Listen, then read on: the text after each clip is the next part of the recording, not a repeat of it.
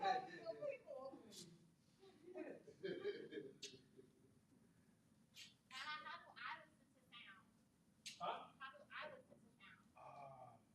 ideas. I ain't something to show someone.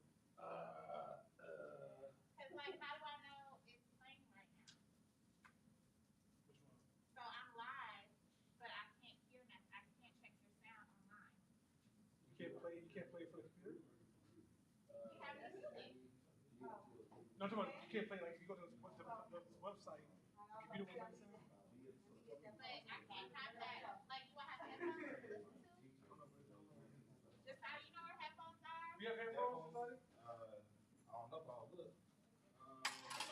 Is it in that case that that one with the wheels over there by the wall?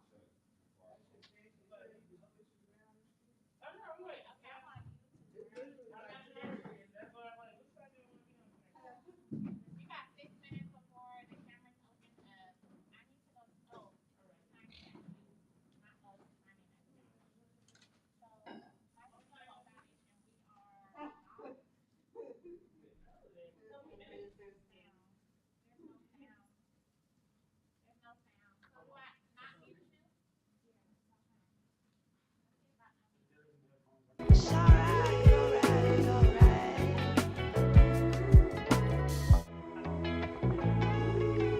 Listen, babe. Oh, yeah. It's alright, alright, alright.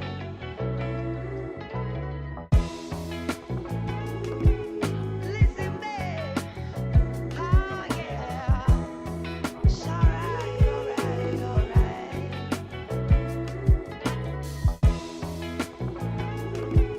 Listen, babe. Oh, yeah. It's alright, alright, alright.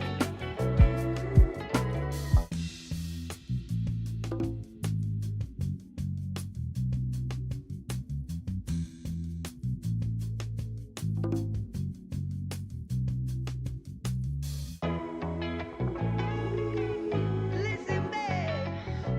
Oh, yeah. It's alright, alright, alright.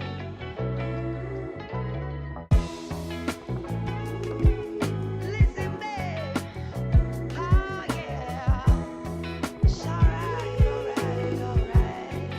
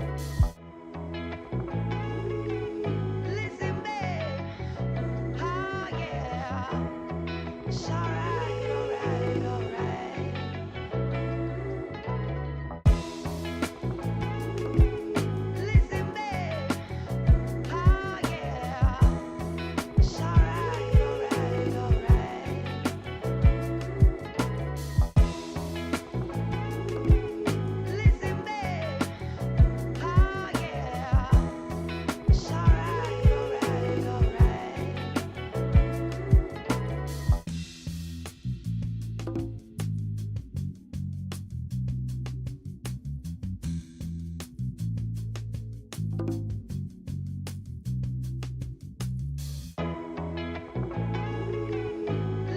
babe. Oh, yeah. It's alright, alright, alright.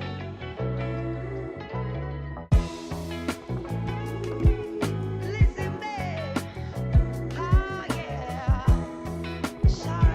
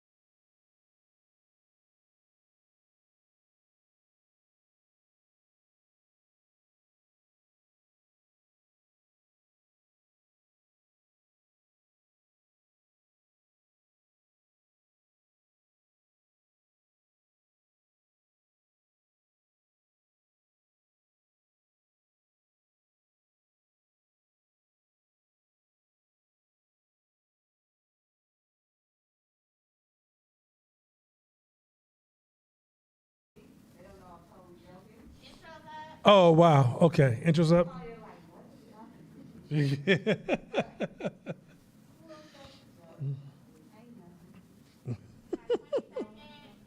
Okay.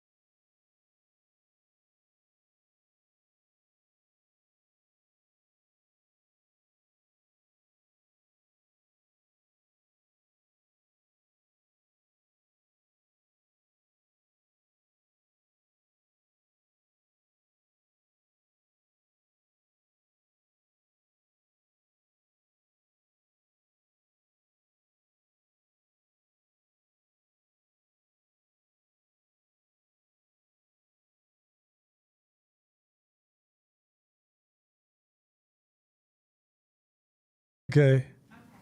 All right. Okay, here we go. Let's do this again. So, hey, forgive whatever y'all about to experience today because half our team came down with COVID over the weekend. Court and a couple of crew members went out to LA and caught COVID, and they all discovered they had COVID in the last 2 days. So it was just really me and Jasadi. That's the Vanna White looking brown skinned dude that runs around with the microphone. Well, it's me and him set up everything, and so at home it looks like we're at our old studio, but we're actually on green screen. And then we had Marquita had already retired. She was in Cancun celebrating the wins. And so we had to ask her to jump on a plane and come over here. So she's on the wheels of steel, mixing everything up. So if you guys have any weird sound experience, anything's happening with the sound, we're going to just make it work. But we're with a real thin team. Scott left his Hells Angels meeting to come and join us. And so we're slowly but surely getting the ball rolling again. So hopefully everything's okay. Bear with everybody. I said, Marquita ain't did this in so long. She didn't know what the hell was going on. And then she asked me like I knew. So we had to call Josh while he's on his sick bed with COVID that he will recover from. And he had to walk us through, and I'm watching videos on YouTube. So it was real. It was real. It's really real. So we're up and running. It's good to see everybody. My girl Charlize walked in and said, "What's up to Nana?" And I couldn't even look at her. I was so nervous. So with that being said, I'm gonna give us a few seconds to make sure everything's okay. All the bells and whistles. Everything okay over there on the switchboard? Everything look good? Okay, so far. She said so far. Oh shit. So with prayers and hope, we're gonna start moving forward. We're gonna move aggressive again this evening. And the reason we're gonna move aggressive this evening is because once again, I want folks. I'm gonna go over a lot of different stuff, but two things. You can always go back and look at the videos. Two, you also have the books. So I'm not teaching things that are not in the books that you guys that have been assigned, but we're gonna move fast because the goal of class is really to give contextual meaning and to simplify. So I can help you, so I can transfer ownership. Some of you guys are panicking as if you won't have ownership when you read these books, because these books are using language that's somewhat foreign to the ear. They don't fit the typical self-help or business course books or the motivational, inspirational books. So I expect for you guys to struggle with some of the material. I'm probably gonna take a few minutes to warm up because I've literally been working in building mode and technical mode, and so to go from building and working mode and technical mode to teaching, I usually get at least 30 minutes to kind of adjust and look over the notes. So I haven't had a chance to look over the notes. So if I find something wrong with my notes, I'm like, oh shit, next, or I'm it's gonna be transparent tonight. But usually I have that space, but once again, our team is down. So, You said what? So first, we won't do a refresher. So before we I'm gonna give about 20 minutes. I want you guys to look at the subjects that we covered last week. Put the slide, first slide, Marquita, on M2. Don't hit me M1.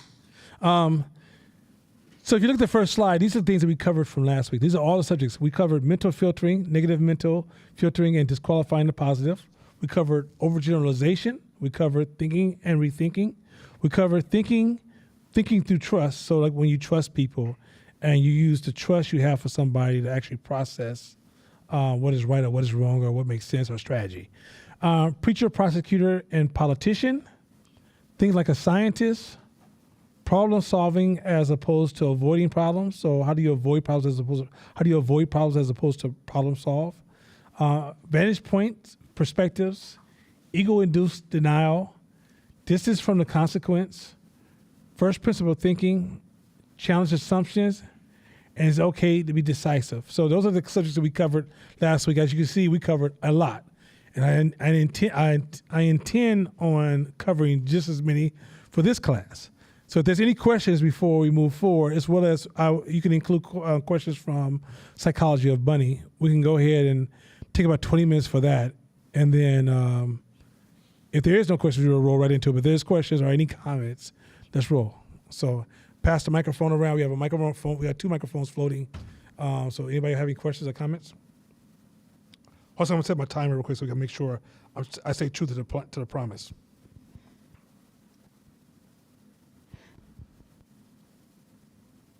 See, here we go. Okay. All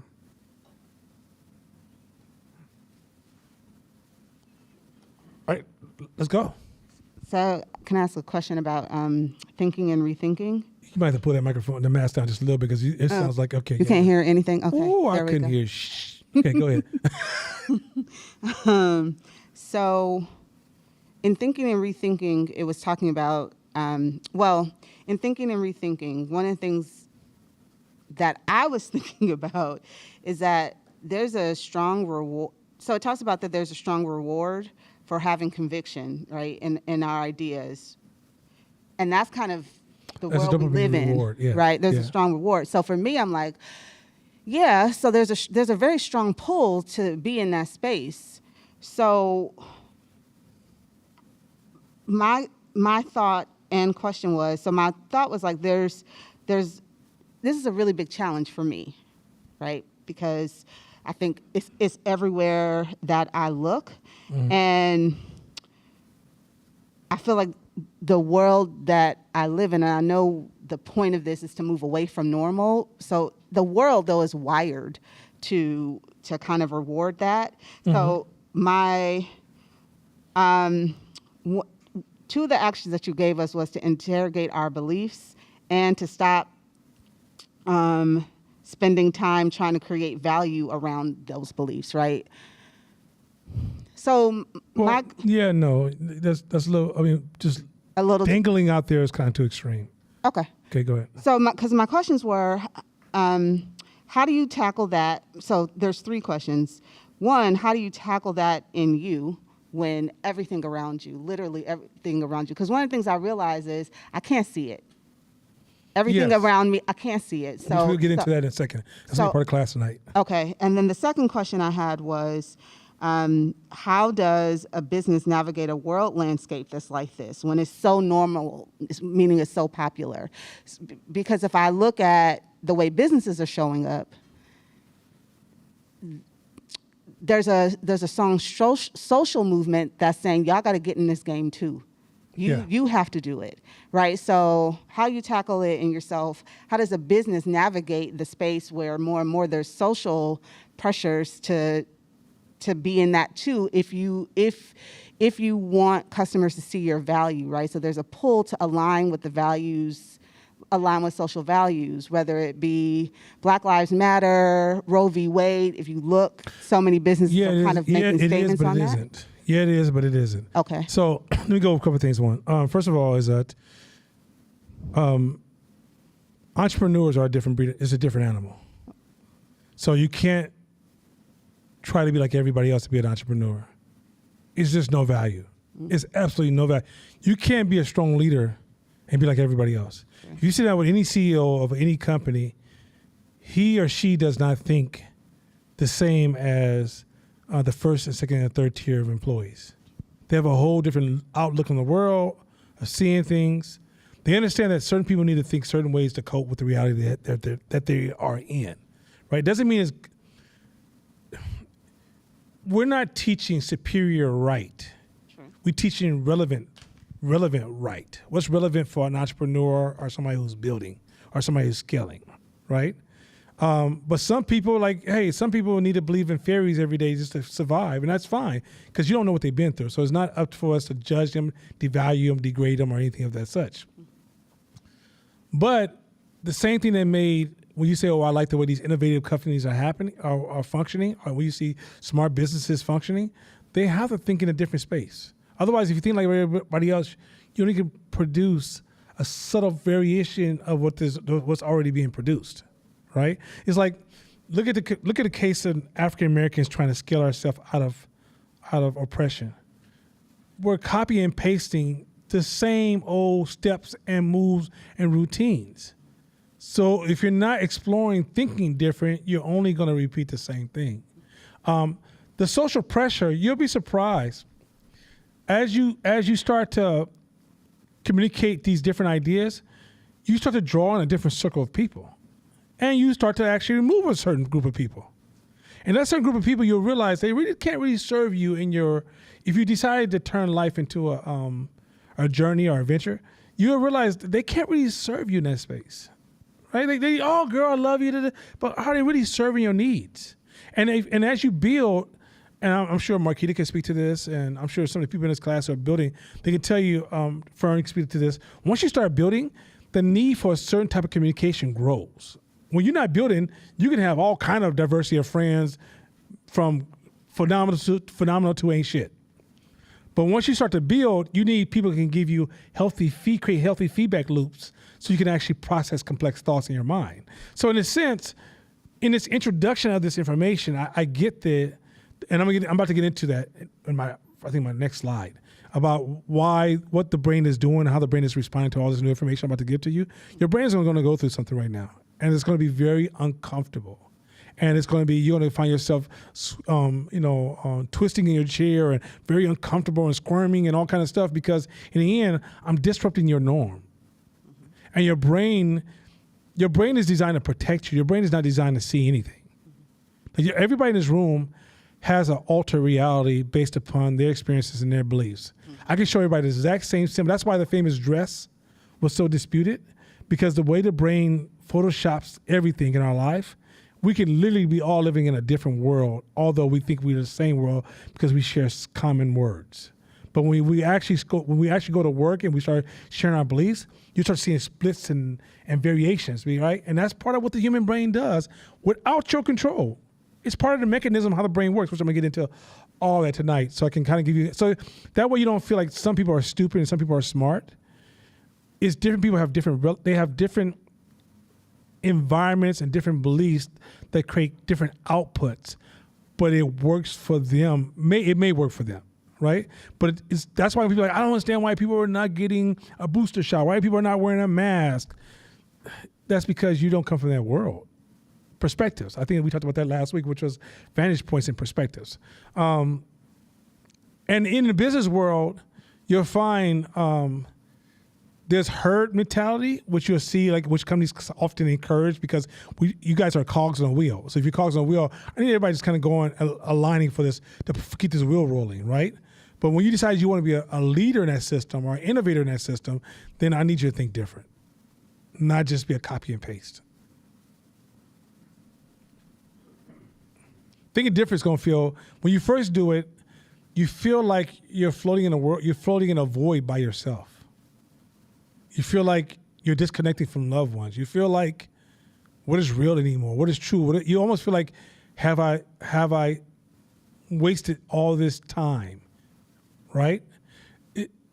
That's one of the things, like, when you lose a business, you often think about the money you lost. You never think about all the time and all the attention you lost. Meaning all the things you could have been working on that could have made you a better person. You avoided all those things because you tunneled on this one thing. And so those 5 or 6 years that you worked on a bad idea, you lost all the time that you can't get back and attention. Well, a lot of times when you change, you're kind of done with the same thing. What is it I haven't seen before? What is this all for? Have I been wasting my time? So now loss aversion starts to kick in. And now you're starting to feel this. That's the same part of you that says when you're gambling, oh, I'm going to play 20 more. I'm going to play 20 more. Before you know, you're going to pay $4,000 more, even though you're trying to win that original $100 back, right? That same loss aversion is the same thing that's going to happen in this class. Because when you give up something, oh, you just don't walk away. You're going to have all kind of residue feelings. You're going to feel all kind of weird ways about it. And the other side will always have a lot of power trying to pull you back because that's your comfort zone. Like it's comfortable being unemployed for almost all of us, most of us. But if you try to build anything, right, it's like it's always comfortable to go back and get that job or go somewhere where it's safe or go stay home with mama, right? That stuff is comfortable. But we all know that if we want to get to that next level, we can't stay there. Second question. Yeah. Simple question. What is scaling? What is scaling? What is scaling? Scaling is the growing of anything in this world that will impact you and other people. So scaling could be anything from growing your organization, your club, your business, growing an idea, expand anything you want to expand to more people. That pretty much is what scaling is. It's not necessarily tied to money. Is But- yeah, go ahead. it different from growth? Oh, extremely growth. Growth is more personal. Scaling is growing amongst others. Any other questions before we move on from this? Okay. Go ahead, pass the microphone. When you're answering Shabisa's question, you mentioned like having people around you who can contribute to your feedback loop. Like, how do you find those people? When you start to speak different, they hear it's like a dog whistle. You'll be out just talking to people, and you'll be surprised how many people are like. I think I gain a new associate almost every week.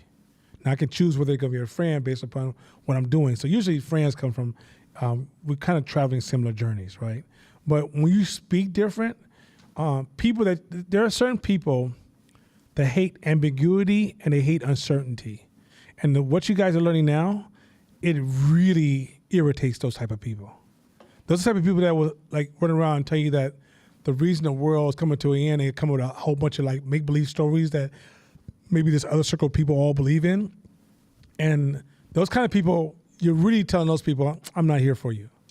The people who are thinking and processing the world, who are building, even if people have never taken this class, but they've been out there working on like building something, they'll start hearing you. I promise you, if you just start talking to people, even the way you ask your questions, people can tell you that the way you ask questions is different than the way everybody else has asked questions. There's a certain level of narcissism, egotistic, self-assured behavior that's out there that you can kind of sense the difference from somebody who's just truly curious, who has empathy, who can process complex thoughts. Like it's a whole different type of person. And so you breed those connections. Also, this group that's one of the reasons we created this class, is that the people in this group is designed to be around people in this group, right? It's like, because in this group, you can go home and bullshit our family and our friends. But in this group, we'd be like, nah, I think that's a bias. I think you're distorting some truth here. I think that's a bad strategy, right? You need to shift your models. So the other thing about this group, that's one of the reasons that we realized that it's more than a class here. That's why most people, like, Shakina's not here yet, but like she's been here for like 6 years, because the relationships, right? And the relationships are not necessarily that the people in this class are going to finance your business, but the people in this class will give you that necessary feedback to prevent you from falling victim to your own biases and parts of your brain that you do not control. Because I don't care how smart, the biggest illusion, I think that's in a psychology of money, is we think intelligence means something in this entrepreneur game. It's a tool, but it's not the end all. Your biases and your behavior has more impact on your performance, but it's one of the areas that we're so blinded to. Like you might think, well, what I felt I was cool, don't mean everybody else saw you was cool, right? And so it's just one of those things where it's a lot of distortions there. Or when you're making decisions, you get so emotionally caught up, you can't see something. And somebody else who's not emotionally committed to it can say, did you look at this? And you're like, oh shit, I don't know what I was thinking, right? So your brain has the ability to make you tunnel, blind you, increase your ego, make it personal, all these different things. And so you need other people who have the same type of discipline and practices to be able to chime in and help you find alignment. That's why I tell black people all the time, like, my class is not designed to say I'm the smartest person in the room. My class is actually designed to help you with your biases. That hurts more people, intelligent people. You'll meet people who can, they like Google. You can just turn to them and say, hey, what is this? They can just rattle off solutions all day long, right? But when it comes time to perform, biases undercut them. Same thing with basketball players or athletes, right? You can meet an athlete who, if you go watch them in practice, they can make 100 shots straight. In a game, they can't make 3 straight. And it's because we forget there's more complexity. We're an animal of much more complexity. So the more you just start talking and sharing and communicating with people and asking questions and just being curious in the outside world, you almost attract the like mind. There's a lot of us out there, but we're not the majority. By no means are we the majority. If I go to the barbershop right now, no one's talking this stuff.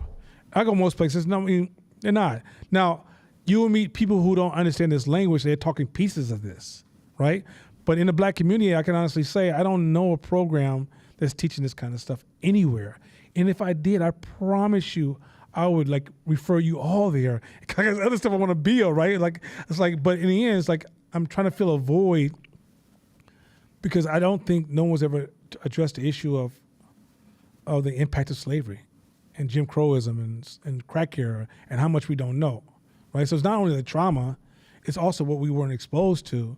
And so in the end, one thing I was telling my wife the other day, when we experience ambiguity, we often call it racism. And it's not racism, it's ambiguity.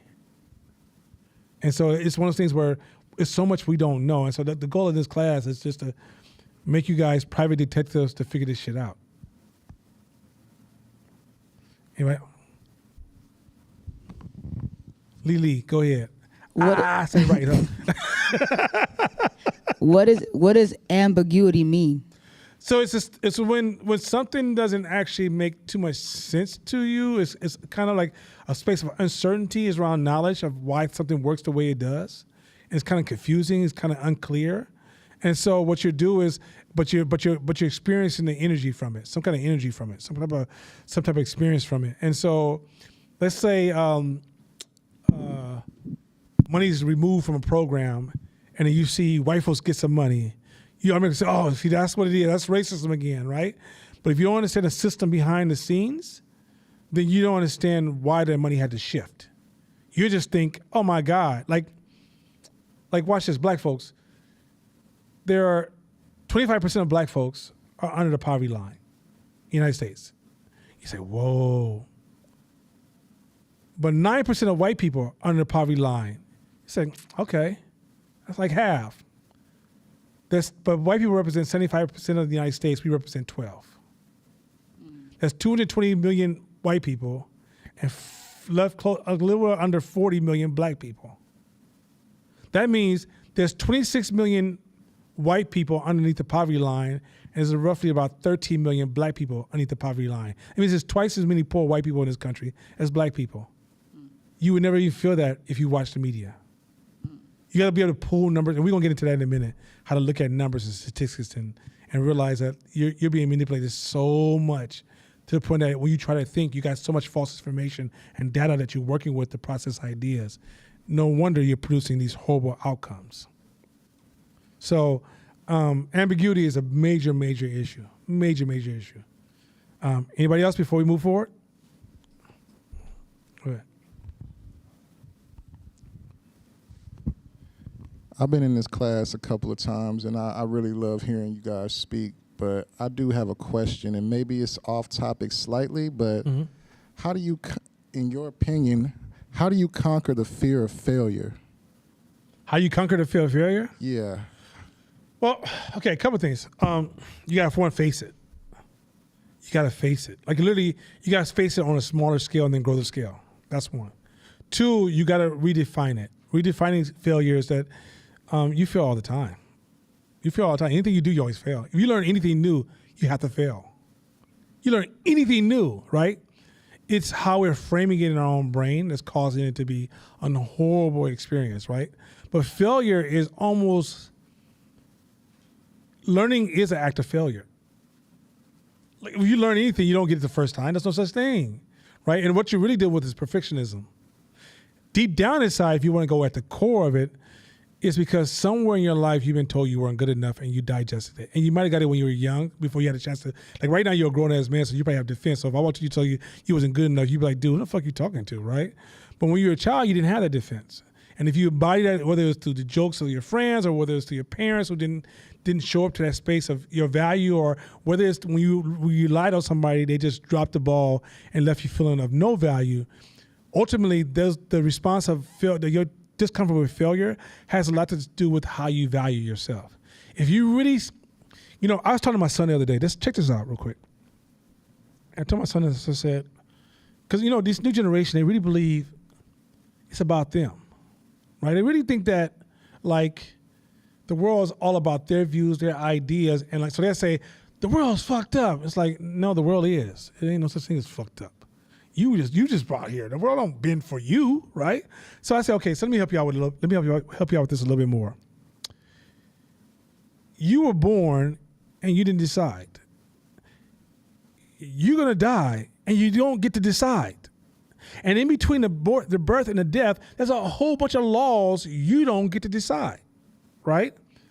And so a lot of times, we don't realize that we're going to die. So we take our lives a little bit too serious, as if you fail, somebody's going to judge you, see you, and it's going to mean something. Nobody's going to remember if you fail. Nobody gives a shit if you fail. We just give a shit if you don't try. Like, think about it. Your child, children don't even see the version of us that I can see. I don't know if you got a baby daddy or a baby mama or some shit like this, right? And you're like, dang, shit. The child can't see that. Most of your friends can't see that shit. It's the story we tell ourselves in our own head. So the story is a little bit too loud in our own head, and it's demonizing us. And it's, okay, that's the thing. It's demonizing us, and it's telling us that if we fail, this means this. It means not a motherfucking thing. Like, life has too many choices for you to get the perfect one every time you make a choice. So the more you start to accept that, okay, one, always work on your self-love. I'm talking about the real self-love. Like, Oprah Winfrey said something years back. She's like, can you take your clothes off in the middle of the mirror, look at yourself, and love yourself from head to toe? And if you don't, you need to show up to that. You need to you need to learn to accept yourself, right? Learn to accept that there ain't no perfect motherfuckers in this world. There ain't nobody more intelligent than you. There's nobody greater than you. There's nobody better than you. Once you accept and that takes time. None of this stuff is like, tomorrow you should be different, right? Then you realize that you have to experiment to win. So, so the way you can face it right away is go experience rejection. Go experience rejection. So when in the 90s, before I was when I was single, you understand me? I used to go to San Francisco. Well, I used to work in San Francisco, and I was just getting at them. I didn't care about no no's because that's why I was practicing. No, that's okay. Okay, next. What's up with you? No, that's okay. Okay, whatever. What's up with you, right? And sometimes I go at the same one like 5 or 10 because she's that tight. I'm coming again, right? And mind you, a woman taught me how to improve my game, but at some point, a rejection meant nothing to me. The first time a woman rejected me, I think I was sweating and fingers was tingling and my eyes felt like it was going to the back of my head. And I thought everybody saw it. When she said no, I felt like she said, no, right? And I'm like, oh, this is fucked up, right? And I almost felt like too short for me. And I was like, no, don't go there, don't go there. And so then I realized, ain't nobody tripping on that shit. And half the time, too, when I started being resilient, it became attractive to women. Because every time they saw me, I was like, so you gonna still say no? Right? I just wouldn't quit. So now when I'm in business meetings, ain't nobody can intimidate me. Also, too, let go of the story of the super white man. Because you can get past no's from your own, but be torn down when a white man tells you no. You gotta start calling a white man great, phenomenal, he's so powerful, he can destroy, he won't let you. Every time you say that, he has more power to break you. Just by the lowest common denominator of the white male race can destroy the most strongest black male if he continue to see the black male or the white male as a juggernaut. You have to start to see that every human being on this earth is just a human being. Nobody's special. Nobody's special. So when I walk in a room, I can have 3 cats from Harvard. I have zero intimidation but I shrink everybody down to they're just human beings. That's it. Nothing more, nothing less. It's when we start getting to these ideas of, oh, they're stronger, they're greater. Like that status game we play all the time. He's rich, he's not. They're stronger, they're smart. They're blessed. You're human, bro. You're human. If you taking a shit on this earth and you still got a spray, you're human. You fucking human. I'm not having this. So no one gets special ranking than me. And also too, if you gossip a lot, be careful with gossiping. Because gossiping hurts your ability. It changes, it gets you too caught up in the status game. Often when you gossiping, it's a statement of how you feel about yourself. Walk away from gossiping. Everybody in this room, stay away from fucking gossiping. Like, it's okay to be like, hey, Charlize did that. I wonder why she did that. God, shit was strange. I wonder if it was because of this, right? That's cool. That's kind of curiosity and exploration. But if you say, Charlize did this, man, she hella whack. I told you she was stupid. What you really do is deflecting from how you feel about yourself. Because the things you notice about other people is the things you feel about yourself. So pay attention to when you want to gossip about something. It's kind of a evidence that something going on with you. But lower that gossip shit. Turn that shit the fuck down and stop focusing on the evil people and all the good versus the bad. All that shit will have you fucked up because it all impacts you. Like when you keep saying we're oppressed, we're the minority, white folks got this shit on lock. How the fuck that make you feel? What the fuck your man who gonna show up in that space? Right? Or white people, they need to, what do you mean white people need to? You mean we need to figure this shit out. Like the more you bring the power back to you, it empowers you. I don't know if it's a long ass answer, but there's a lot of variables when it comes to folks who consider themselves people of color. I hate that fucking phrase. People of color, the lot of stuff that we internalize also shrinks us, which then makes it hard on us to put ourselves out there. All right, we're gonna roll because the time's up. We'll come back to an open session. Plus, we have more Q&A as we start flowing. So I'm gonna go to the first slide. Yeah. I think I did something. So when I put up the slide, it changes the green screen. So 1, 2, 3, 4. The numbers on the side. Remember, go to 1, 2, 3, 4, 5, 6. 1 second. That's okay. So you go 2 slides. Then we go to slides. Oh, you just kill this.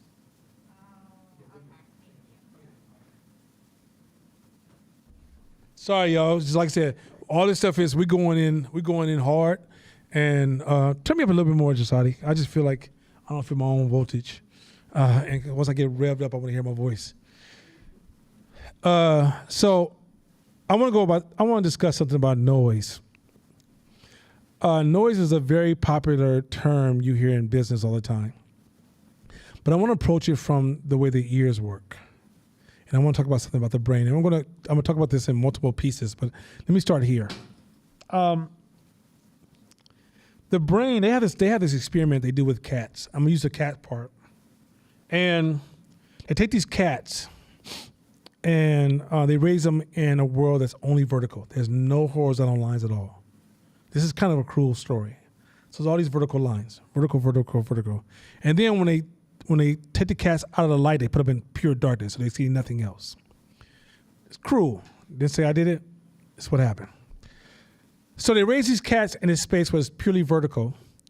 And then they did this experiment, and they brought these vertical line, like these vertical stick towards the cats. And the cats saw the stick. They're jumping around. They're hitting the stick. They're moving from the stick. They're playing with the stick. As soon as the scientist turns the stick sideways, the cats can't see the stick anymore.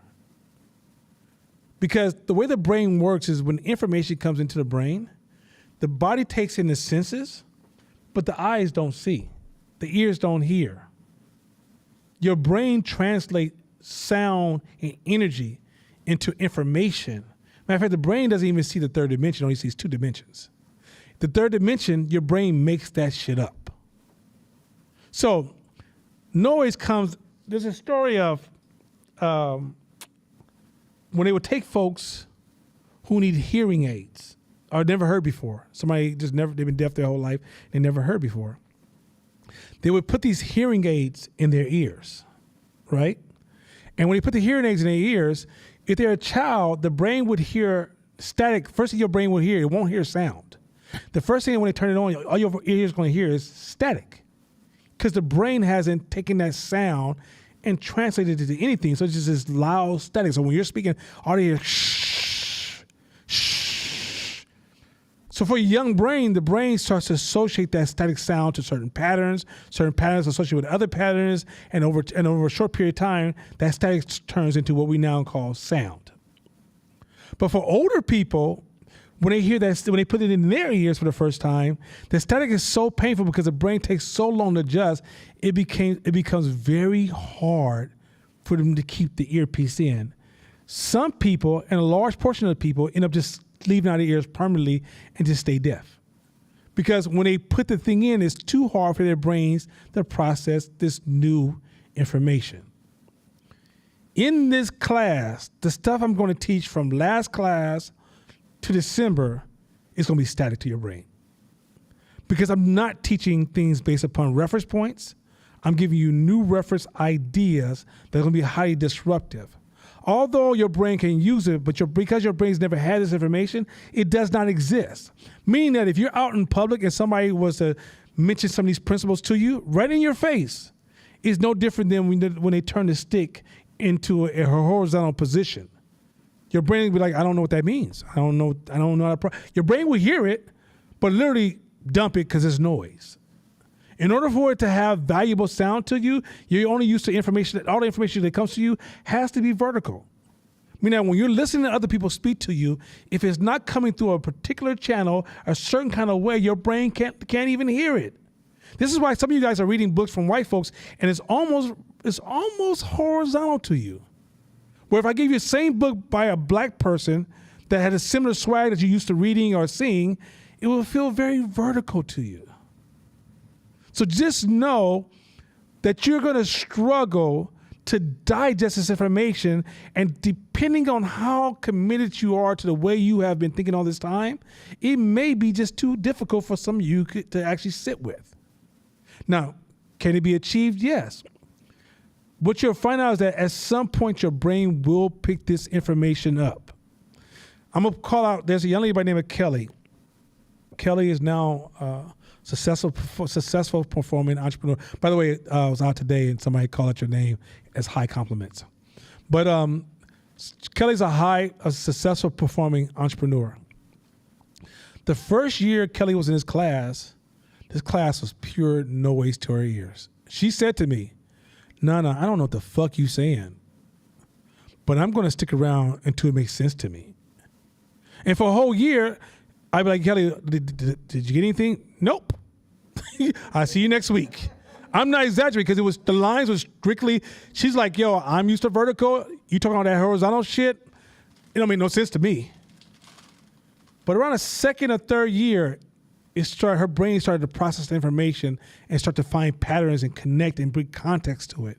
So then she started to apply the ideas. Also, too, here's the other thing.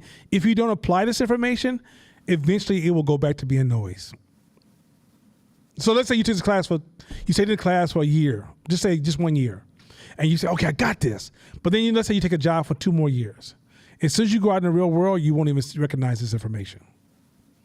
Because you have to, at some point, build contextual knowledge and associate it to other patterns within your brain. You can't take information in and just categorize it as that this is the only subject, and it's not. It has to start to associate with other principles and values and models that's inside your brain. So just know, if some of you guys do struggle between here and December, it's okay. It's because if it's that easy for you, then I'm not doing my job. Or you should probably be up here with me. It's just that simple. So that discomfort is going to happen is a form of mental noise. Next slide. So I'm going to rap to you guys about my father. So you guys know my father was military special forces communications. Came out of the military and he joined the Black Panthers. Then he became a hitman for the Black Panthers because they got into the cocaine business. Then my father got into the cocaine and heroin business. And then he got into pimping because he thought he was going to pimp only white women. I'm not exaggerating. This is a real conversation. It's my dad. My father never went to prison, had 6 people doing distribution for him. He died 26 years in the game after he decided he wanted to freebase himself. Once he freebased 26 years into the game, he had other conditions, and the freebasing and the other conditions is like, oh, your time to go. But my father, in 26 years of selling cocaine, I'm talking about when I was a kid, basketball, I remember Celtics walking in my house after playing the Warriors, and they literally walked in, and I'm like, whoa, these dudes are hella tall, coming to get cocaine. And in the 26 years, police never knocked on our doors. And he ran a system where he wouldn't let people sell drugs near children in certain neighborhoods. He had these really strict rules. I'm not praising nothing like this, but this is how he was. But there was some advice he gave me. It was always think in numbers. He said, son, the world's too complex. Don't listen to stories. Don't listen to emotions. Learn to think through numbers.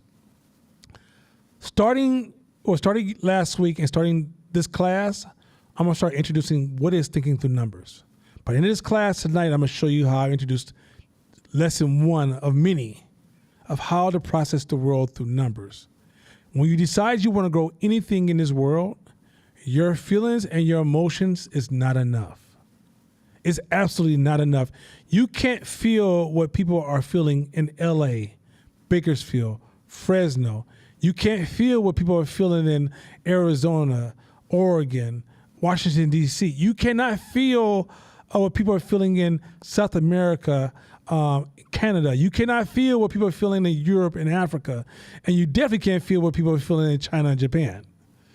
So if you decide to expand your business and your products, your feelings and emotions tell you nothing. Because your feelings and emotions work within your small circle, but it doesn't work once you decide to scale outside your circle to strangers. You'll find that strangers, we may learn to agree with each other, but we all quite different. We all think quite different. So you have to learn the game of thinking in numbers. I'm going to get into that. This is a simple subject line, but it's going to be full of complexities that I'm going to make sure I simplify so you can walk out of this classroom owning what I mean. I don't want to speak in a way that I don't transfer this to you. I'm going to move quickly. I'm going to pause and stop. If you have questions, write your questions down. When I pause, let's bring those questions to the table. There is no bad questions in this class. Ain't nobody in this class stupid. Whatever way that you see the world, the way you think, it is brilliant within your circle of genius. It doesn't mean that it is because it doesn't fit this class, you're flawed. No one in this class is flawed because we are brilliant in the world that we have to live in. The goal is I'm trying to teach you how to live in a broader world and have greater options and be able to grow your products, your ideas, and expand your impact. So whether you are a community leader or whether you're a business owner or whether you are in a corporate position or whether you're just trying to put together a group for your children, these tools will be so important with your ability to scale any of your ideas. We good? All right, let's roll. Shabisha, you ready to roll? Shabisha's my backup singer.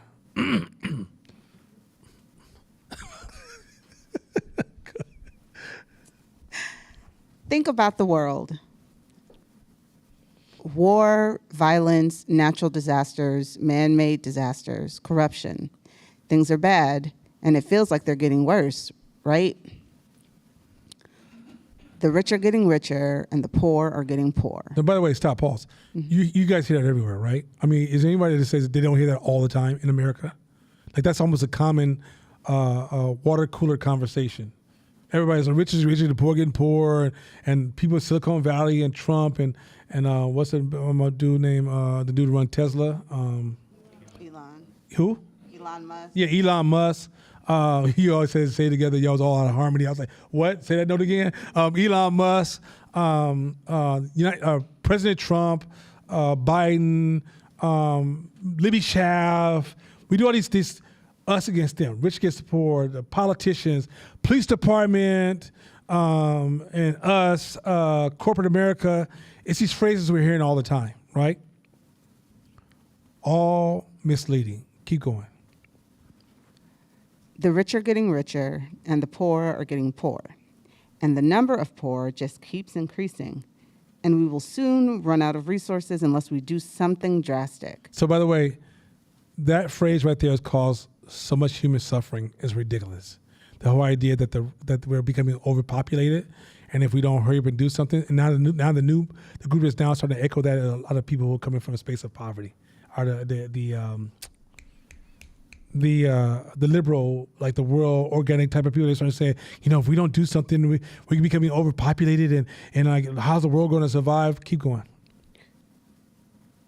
At least that's the picture that most Westerners see in the media and carry around in their heads. I call it the overdramatic worldview.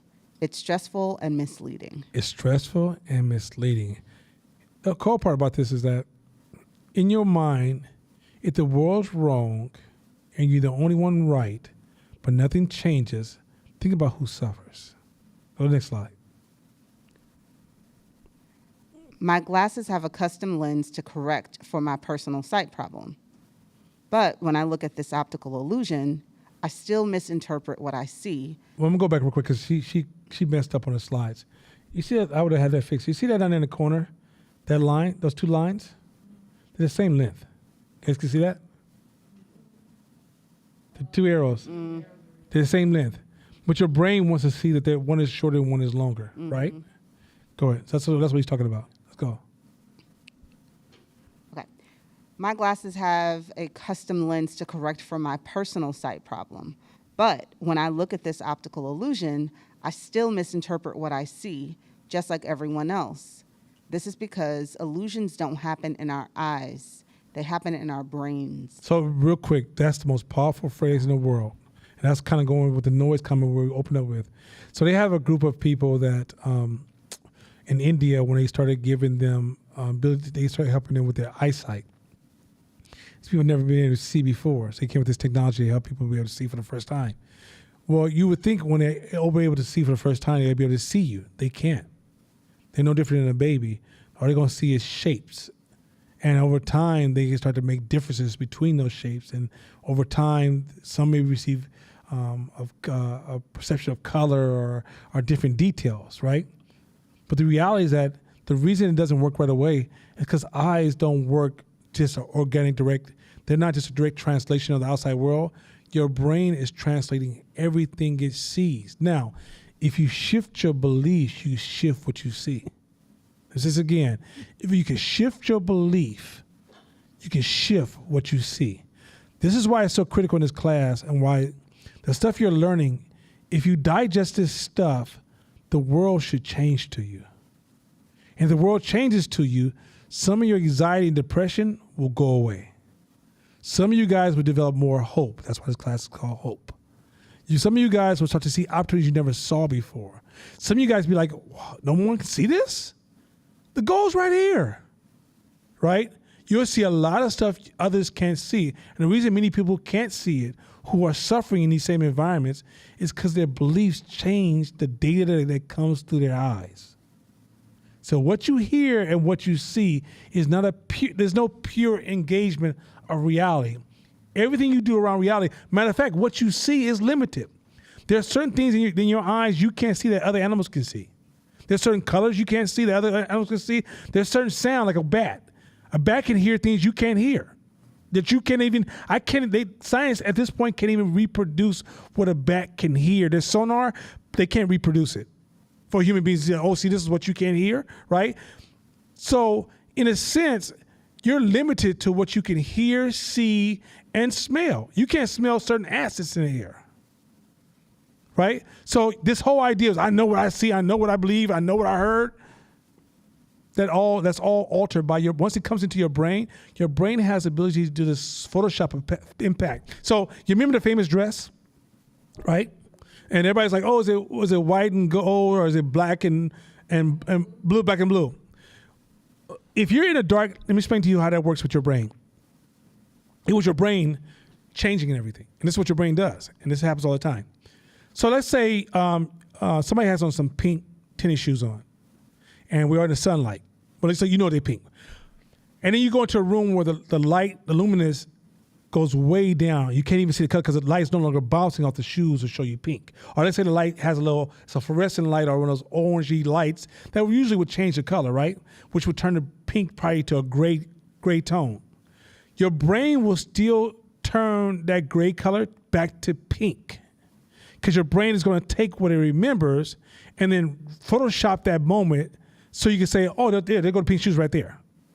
Even though visually they're no longer pink. Your brain's able to Photoshop that. So what they found is that people who spent more time in the daylight saw it as white and gold.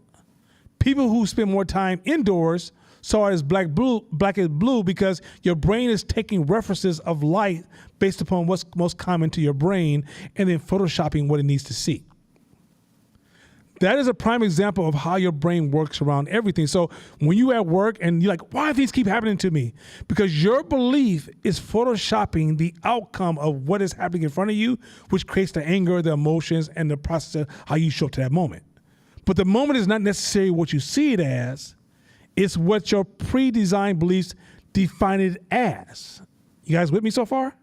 So the world around you is actually designed inside your head, not in the outside world. I can actually train your brain to not see a car coming at you. You can train a human brain where it won't see certain things. Did you like, they can't see that? Yeah, you can train a brain not to see that. So you guys don't realize that based upon your experiences, your brain prunes and it grows. It prunes certain ideas, meaning it chops off certain ideas because it says, we don't need that. And it grows other ideas. So a lot of times when you see people performing at a certain level, you don't realize a lot of times that's because you prune certain part of your brains that you had no participation in. Because remember, the pruning is an unconscious experience, it's not a conscious experience. I mean, sometimes when you're going through trauma, or you choose not to see something. I mean, the trauma puts you in a situation where you're choosing not to see something. But your brain is literally redefining reality. And I promise you, as you change your brain, you'll be in the same public settings and you start seeing different people. But you can't see them in the old mindset. It's when the mind starts to make the adjustment, the new beliefs start to give you visibility to things you never even seen before. It's like if you grow up in a neighborhood where you're around the crime all the time, you don't see certain warning signs. You'll walk down the street where somebody coming from a different hood and going to your same hood, they trembling in their shoes. Like, you ain't worried about that shit right there? Oh, he ain't gonna do nothing. What about this? Dude, that shit don't mean nothing. But you don't mean nothing. That shit can pop off any minute. And let's say it pops off. You don't even say, oh, he was right. You be like, oh, because he was acting a fool that day. Because your brain learned to adopt the environment you're in. So that means also you start to walk over gold every day or sit on top of gold, don't even know it's gold anymore. Because you downgraded it in your photoshopping brain. Let's roll. They are systematic misinterpretations, unrelated to individual sight problems. Knowing that most people are deluded means you don't need to be embarrassed. Instead, you can be curious. How does this illusion work?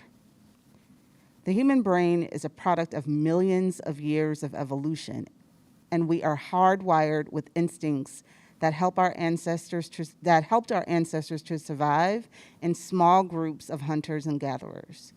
Our brains often jump to swift conclusions without much thinking, which used to help us to avoid immediate dangers. We are interested in gossip and dramatic stories, which used to be the only source of news and useful information. So what you said, we used to what? We are interested in gossip and dramatic stories. See that? So you're interested in gossip and dramatic stories. Your brain is programmed to like gossip and dramatic stories. I want you guys to understand that there's a portion of your brain you don't control. It controls you. And if you don't understand that, that's okay. Just as if you have a dog and you raising a dog, anybody had a dog before? You're like, oh, this is what dogs do. Well, for humans, this is what humans do.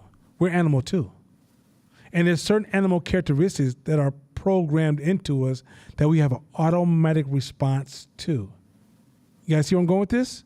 So even though you're thinking you're reading your brain or you're this rational person, you will have natural animal reactions and responses to things around you that you don't necessarily control. They're part of your animal response. Just like sex is an animal response, right? Like if like, let's say you're around somebody that you find very sexual, things in your body start to happen that you didn't say, all right, guys, turn it on, turn this on, layer up, go to the next level. Okay, we're going to the bedroom, turn it all up, right? That's not what you say. It happens organically. You don't get to make the decision. When you're hungry, your stomach does all this, your body starts going through all these processes. You don't say, all right, I'm hungry. Y'all ready to do this? All right, turn this shit up, right? It doesn't work that way. There are things around you because we were designed to survive first, not thrive. The brain is designed to survive first, not thrive. The brain instantly will do certain things in certain scenarios because it thinks it has something to do with its survival. Just know that. So gossiping was important. That was our form of news. That's how you know what's about to happen. That's part of why we survive so long, because we do gossip as an animal. We say, hey, did you know there's a tiger down there? I wouldn't go down there and fuck with them. Hey, Fern can go down if she won't, but you know what's up with her? She crazy like that, right? And so we don't go down there and we survive. But if we didn't communicate like that, then we'd just be dying like sheep, one after the other. So it's our brain has all these levers that it pulls for survival that distorts reality, and this is so important as we move into this. Go ahead. We crave sugar and fat, which used to be life-saving sources of energy when food was scarce. We have many instincts that used to be useful thousands of years ago, but we live in a very different world now. So, very different world now. Let me say this real quick, then we'll go to the next one. We lived on farms in small circles. Roughly 25 to 50 was within a group, and in some cases 150. I think some of the largest places in history, I think Egypt was 400,000, the size of Oakland. The big famous Egypt was just the size of Oakland. We don't usually do well in large groups. So before 100 years ago, most people lived off the land and bartered. Then corporations designed these things called cities and houses and roads and freeways and colleges and hotels and Cancun and Las Vegas.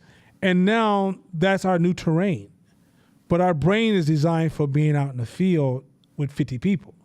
So if you want to be successful, you're going to have to fight some of your natural deep down urges that come from living on a savanna with 50 to 100 people. Next one. We'll roll the next one.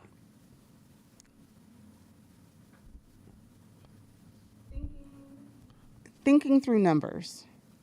It's not the numbers that are interesting. It's what they tell us about the lives behind the numbers.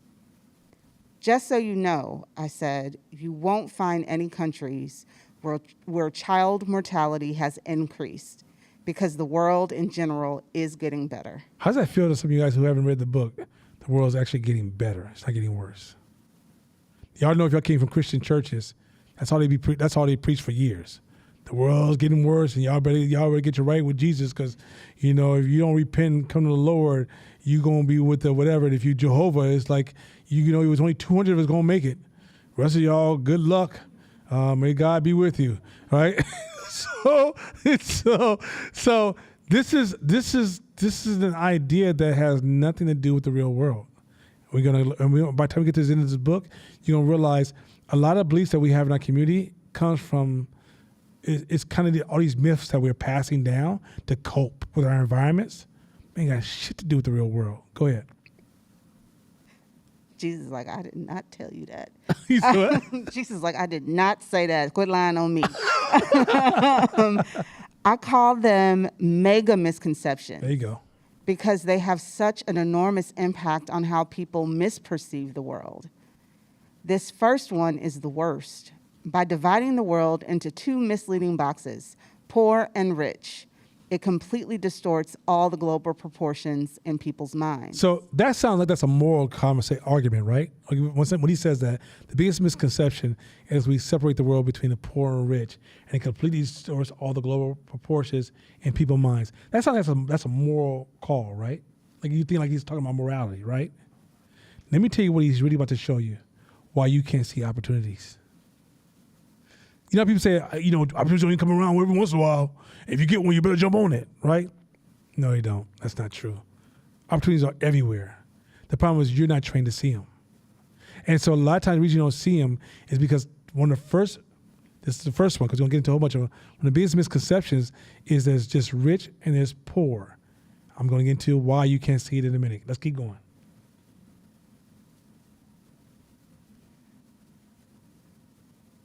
Oh, my bad. I control it. I'm like, what you doing? Oh, that's right. See, Marquita, you ain't the only one. Me too.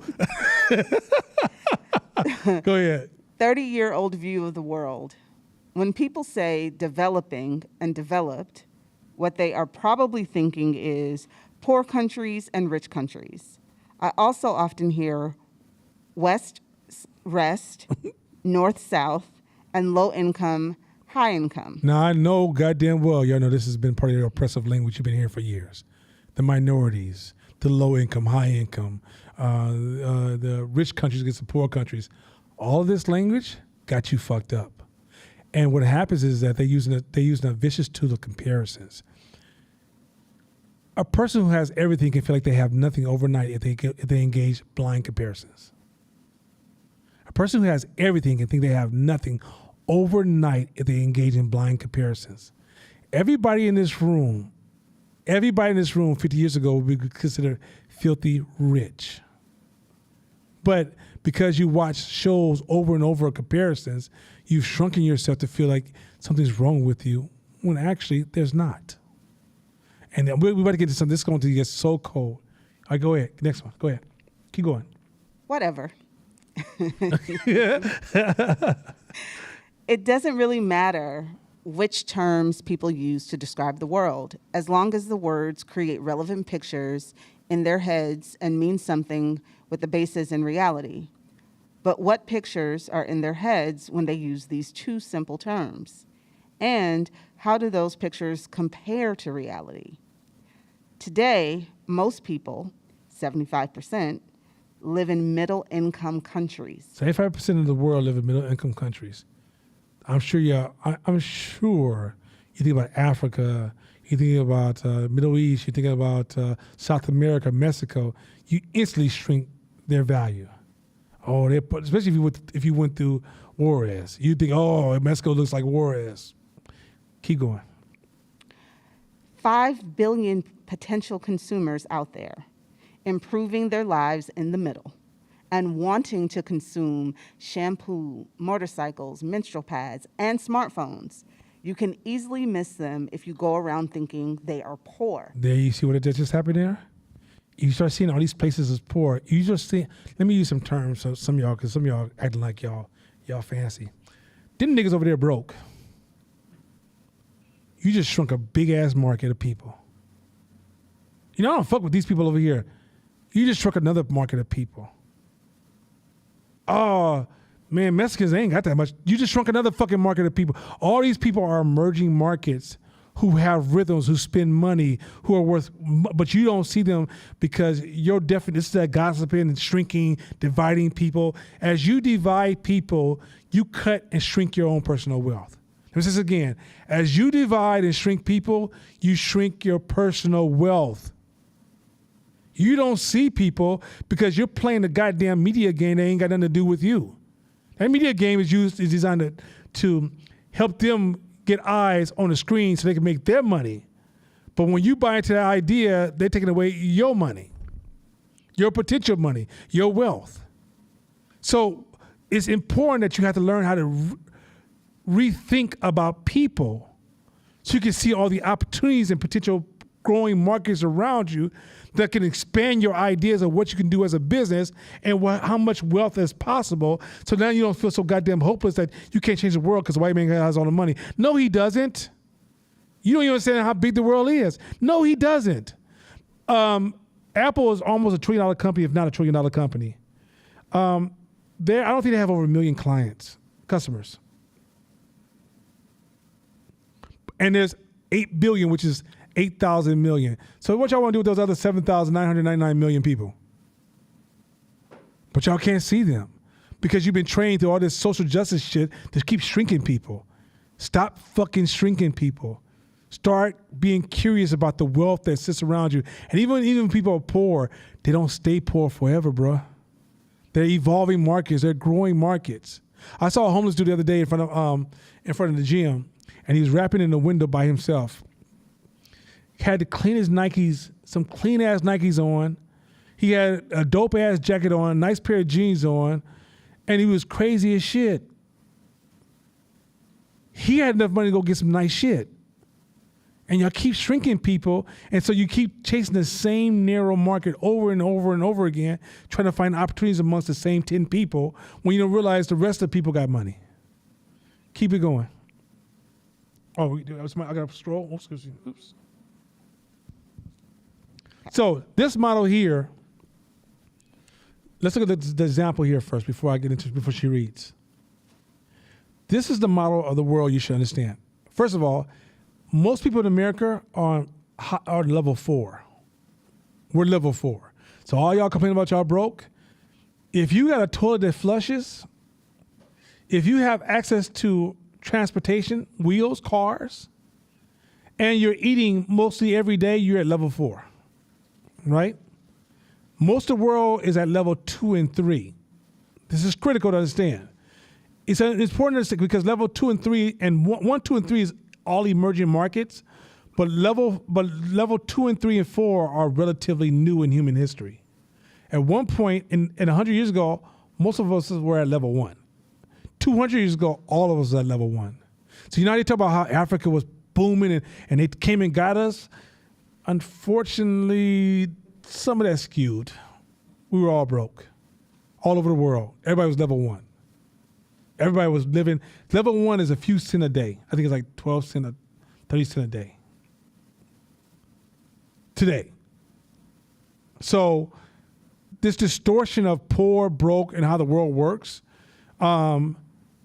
most of the world, and only a small portion of the world is at level 4. Level 4 is places like here. I think China's starting to go into level 4. I think Japan's in level 4. In certain places in Europe is level 4. But in certain places in Europe is still level 2 and 3. Most of the world, most people are sitting at level 2 and 3. Go ahead, let's read it. So no more poor against rich, or the West and the rest, or what's the other one? Low income and high income. Those two ideas are blinding. Go ahead. So afterward, people ask me, so what should we call them instead? But listen carefully. It's the same misconception. We and them. What should we call them instead? So trip on that. What should we call them? Okay, you guys know I hate social justice. Fucking hate it. Makes me want to throw the fuck up. But this is what I do agree with. See, this is real value on people. Social justice is tokenizing people. You know, the gays, the white women, the Latinos, the blacks. Fuck you, right? This here says, no. Let's lower that label talk down a little bit. Let's start to see people on a broader scale. Let's start to see value at a deeper scale.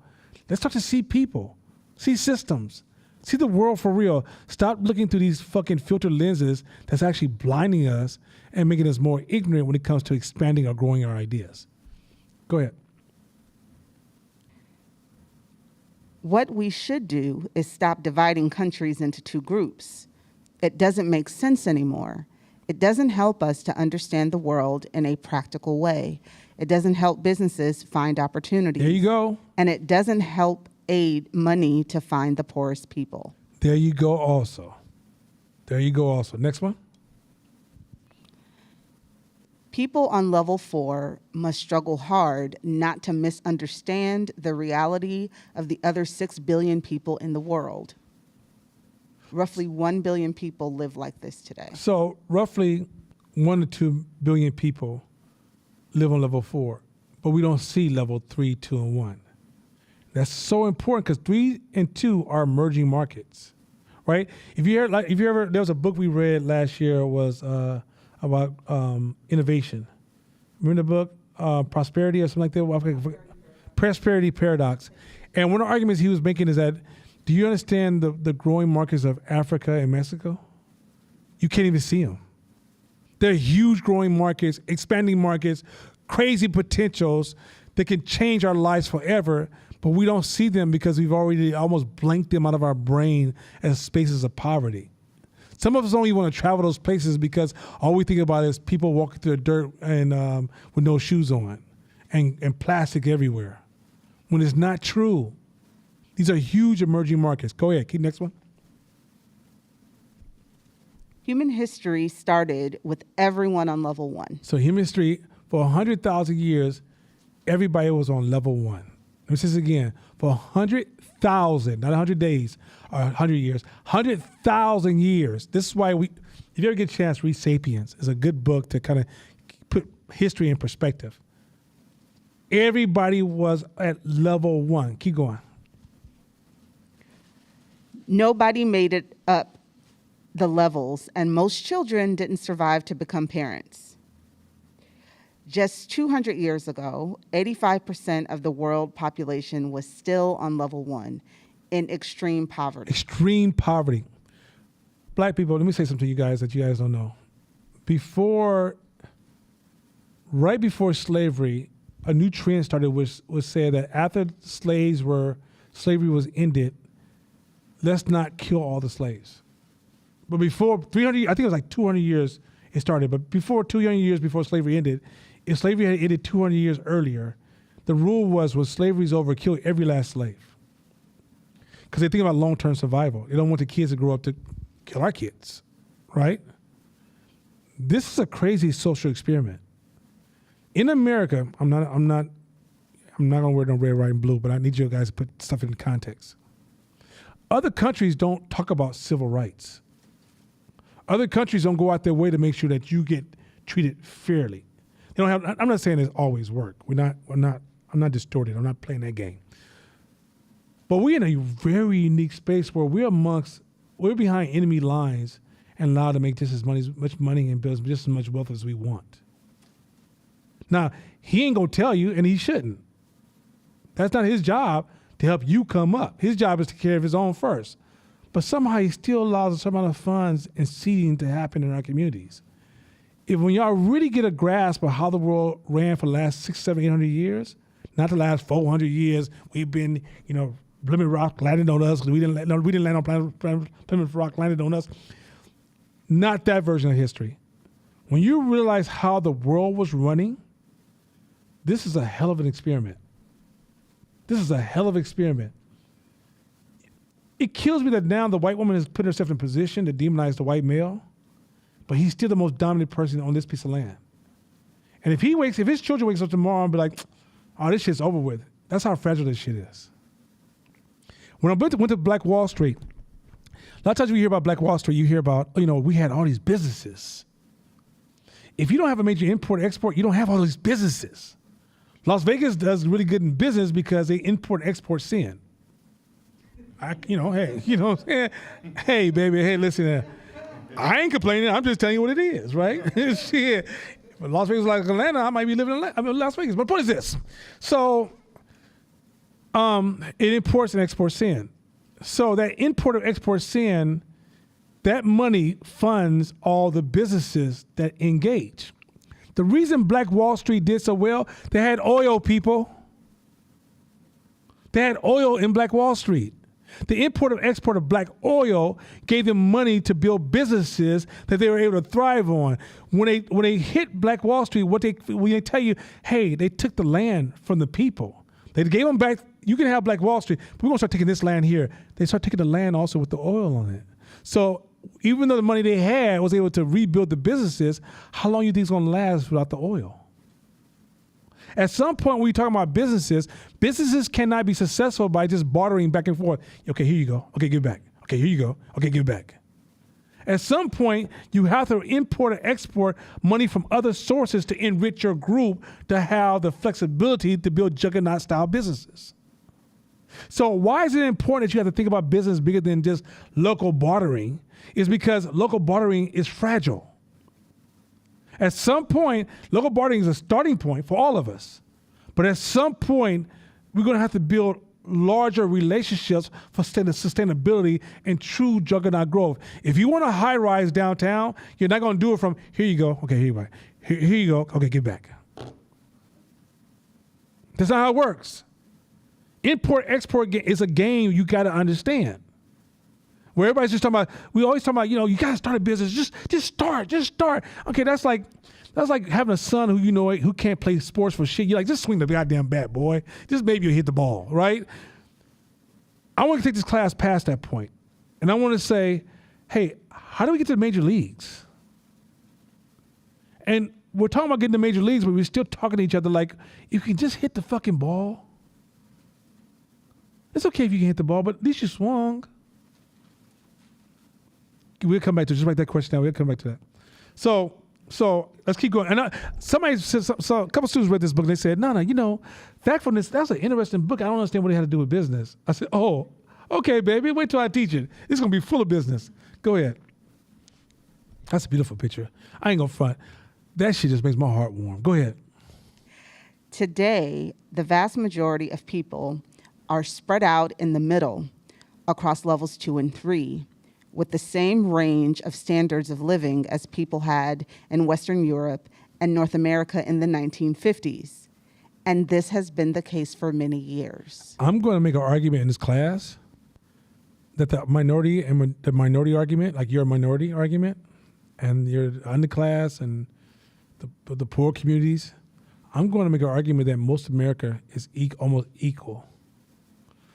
I'm going to make that argument in a few minutes. Keep going. And by the way, who was that? Some student asked me about, what's his name? Starts with an H in our class. He's online all the time. Dresses dapper. One of our most dapper students from Chicago. Not Henry, the other one. Henry's not the one with the wears all the fancy suits and. Robert Hazard. Robert, he asked me, he said, Nana, 2 years ago I told him that most of racism is a hallucination. And he's like, man, what? Wait, what the fuck you just say? So then he goes, I kind of get what you're saying. So he told his friends, and his friends shouted him down. So he came to me on a retreat. He's like, man, can you say that shit to me again and explain to me what the fuck you meant? And at the time I was tired. I said, I'll explain another day. Well, I'm about to get into it way deeper and show you guys that some of you guys are fighting ghosts in your head more than the ghosts that's in your own world. You're fighting ghosts in your head greater than the ghosts. The ghosts in your head are greater than the ghosts in the world. Systemic racism is real. Jim Crow, real. Crack era, real. Prisons, real. Oppression, real. But is it not amplified? That's a different conversation. I'm gonna make that argument tonight. Let's go.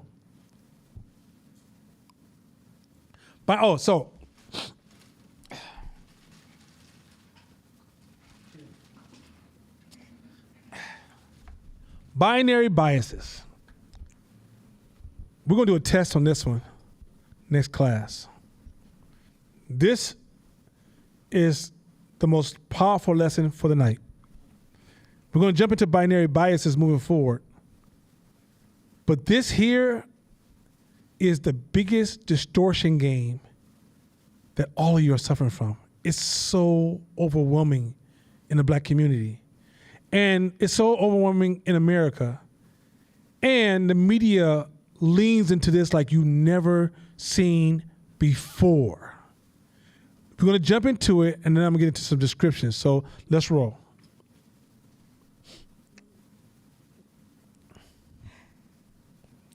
So why is the misconception of a gap between the rich and the poor so hard to change? Now stay with us on this. This is probably going to be, if you don't understand binary biases, this whole week going to have you fucked up. I'm ready to fuck y'all up right now. Those of you online, if you're starting to take anxiety pills, step away from the screen. It's not your turn. For the rest of you, pause the dishes. If you got a lot of kids, tell them shut up. Because this right here, I'm not exaggerating. This is going to have you fucked up. I'm about to destroy your ability to watch the news, documentaries, and television for a long time. Now, for entertainment, it's one thing. like Stranger Things or one of those kind of shows, you just watch it for entertainment, that's one thing. But like in these documentaries, any shows, any facts that's coming from TV, newspapers, this is about to fuck you up. Let's go. I think this is because human beings have a strong dramatic instinct toward binary thinking, Very strong. a basic urge to divide things into two distinct groups. So two groups, we have our urge that's built in our innate animal to divide everything into two groups. Keep going. With nothing but an empty gap in between. We love to dichotomize good versus bad, heroes versus villains, my country versus the rest. Now y'all know that's just how we roll and we roll in this country. That's what sports is built on. This captures most of America's attention. All the politics that everybody is all pissed off about and going crazy and mad at Trump and everybody went out to vote, the most turnouts ever. How they get you out? Binary thinking. Go ahead. Dividing the world into two distinct sides is simple and intuitive, and also dramatic because it implies conflict, and we do it without thinking all the time. So this happens unconscious to your brain. You do it almost blindly. But I'm about to show you how fucked up this is. Keep going. Journalists know this. They set up their narratives as conflicts between two opposing people, views, or groups. They prefer stories of extreme poverty and billionaires to stories about the vast majority of people slowly dragging themselves toward better lives. Journalists are storytellers. Let's say the last line one more time. Journalists are storytellers. Journalists are not reporters, they're storytellers. And they know if they tell certain stories, your brain is designed to not even listen to it. If I told you just regular, like to say, hey, Charlize just worked on this, Fern just did this, Shabisha just did this, Kaja just did this, nobody's gonna read that goddamn newspaper. So in order for you to get people to buy your newspaper, so I can get my paycheck, I gotta grow a desire or attraction to my material, right? They know this. So they use this tool called binary bias or binary thinking to actually pull you in to capture your attention. And as an animal, it's like taking a piece of meat in front of a certain kind of animal and watch them go for it. But if you take that same meat towards animals who only like to kill live things, they look at you like, what's that? It's not alive. I have to change the way your nature responds to this, because this is almost one of the coldest blinders in the game. Keep going. So are people who produce documentaries and movies. So documentary and movies use the exact same tool. Keep going. Documentaries pit the fragile individual against the big evil corporation. Stop. All my pro-black people, all my conscious people, all my social revolutionists, this is how you being fucked. You're being fucked. Because you can't see numbers no more, because all somebody has to do to get your energy, your blood boiling, is go this against that. The white against black, poor against the evil corporations against us innocent poor people, the system. And guess what your brain does? It doesn't even process the statement. It just accepts it and goes to work. Now, y'all might say to me, no, why is that a problem? Well, let's keep reading. Keep going. Evil corporations.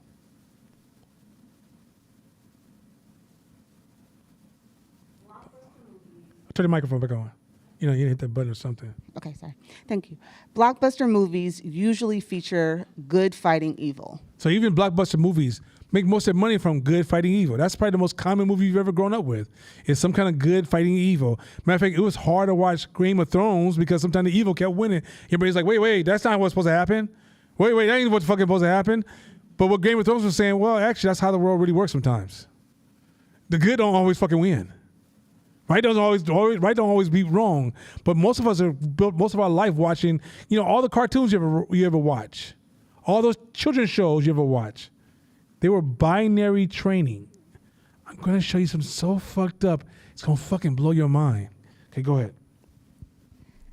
The gap instinct. So real quick, it's called the gap instinct. Listen, the key word is gap instinct.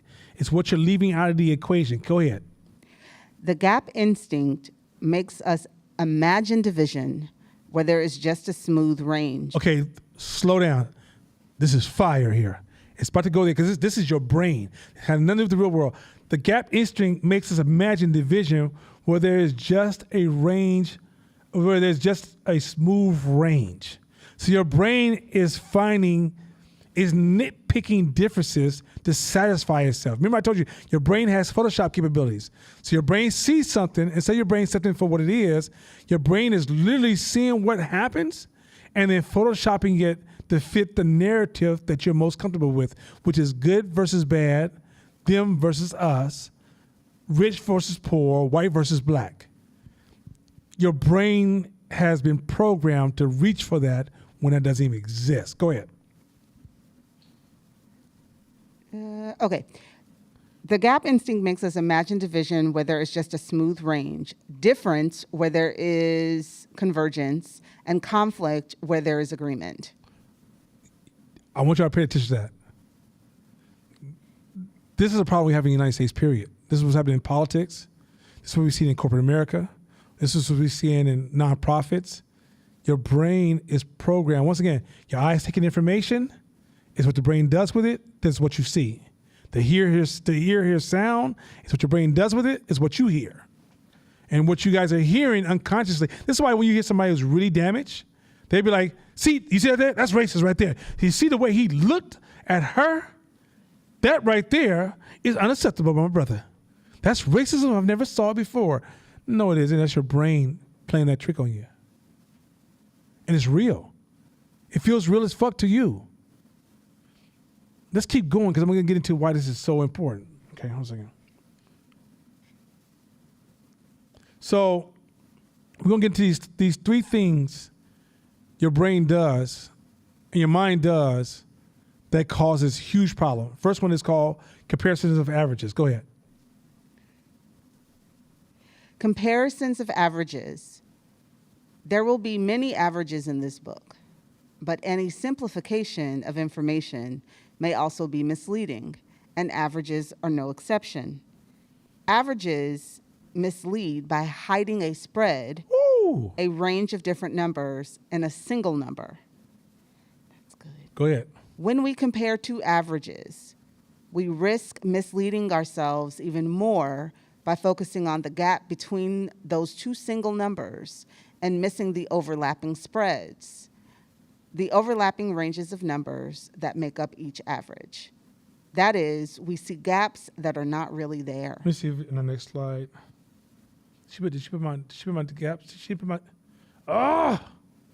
give my, that's what happens when you backed up. Okay, so I guess I'm gonna try to explain it.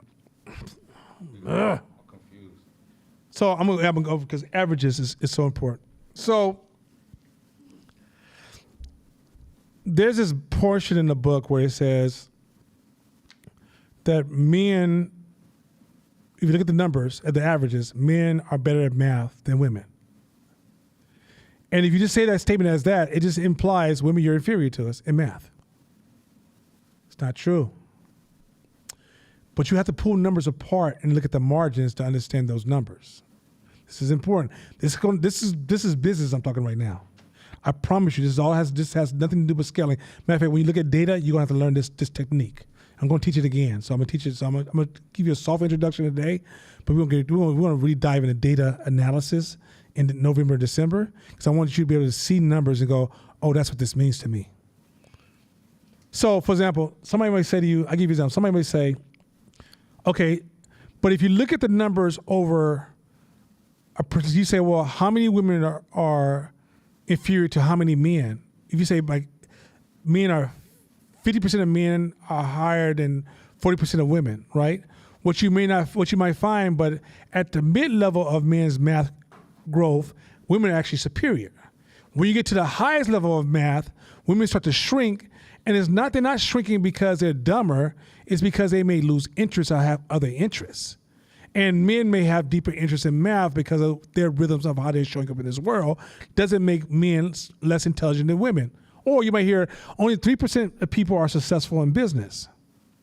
Well, if you separate, well, how many people in black, where are they at? You might find 0.01. Whites might be 12%. Latinos might be 2%.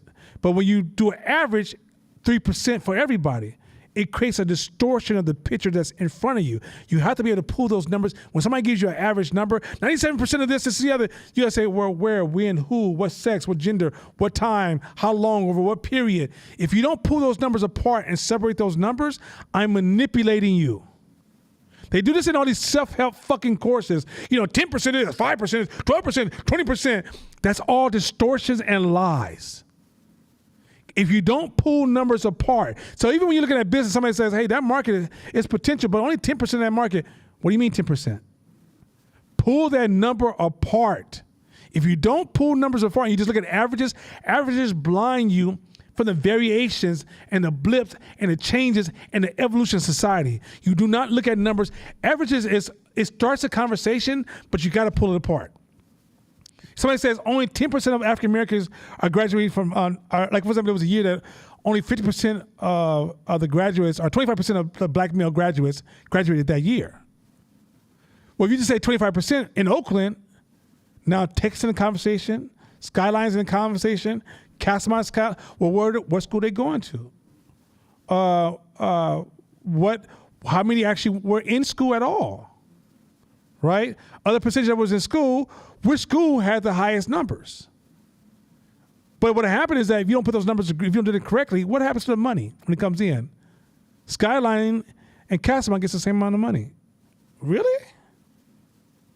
Right? Or some Catholic school that's performing at a high level, that has a 75% rate, but they have a small enrollment, they get a certain amount of money that doesn't align. Comparisons also shift for you to see. I'm going to give you a little preview. When you learn to see past the averages, you know what part about your company is actually hurting. So when you do the numbers in your business, if you look at your business through the averages, you won't be able to tell me what part of your business is no longer valuable for the investment. Because as your business grows, certain parts of your business doesn't have any value anymore.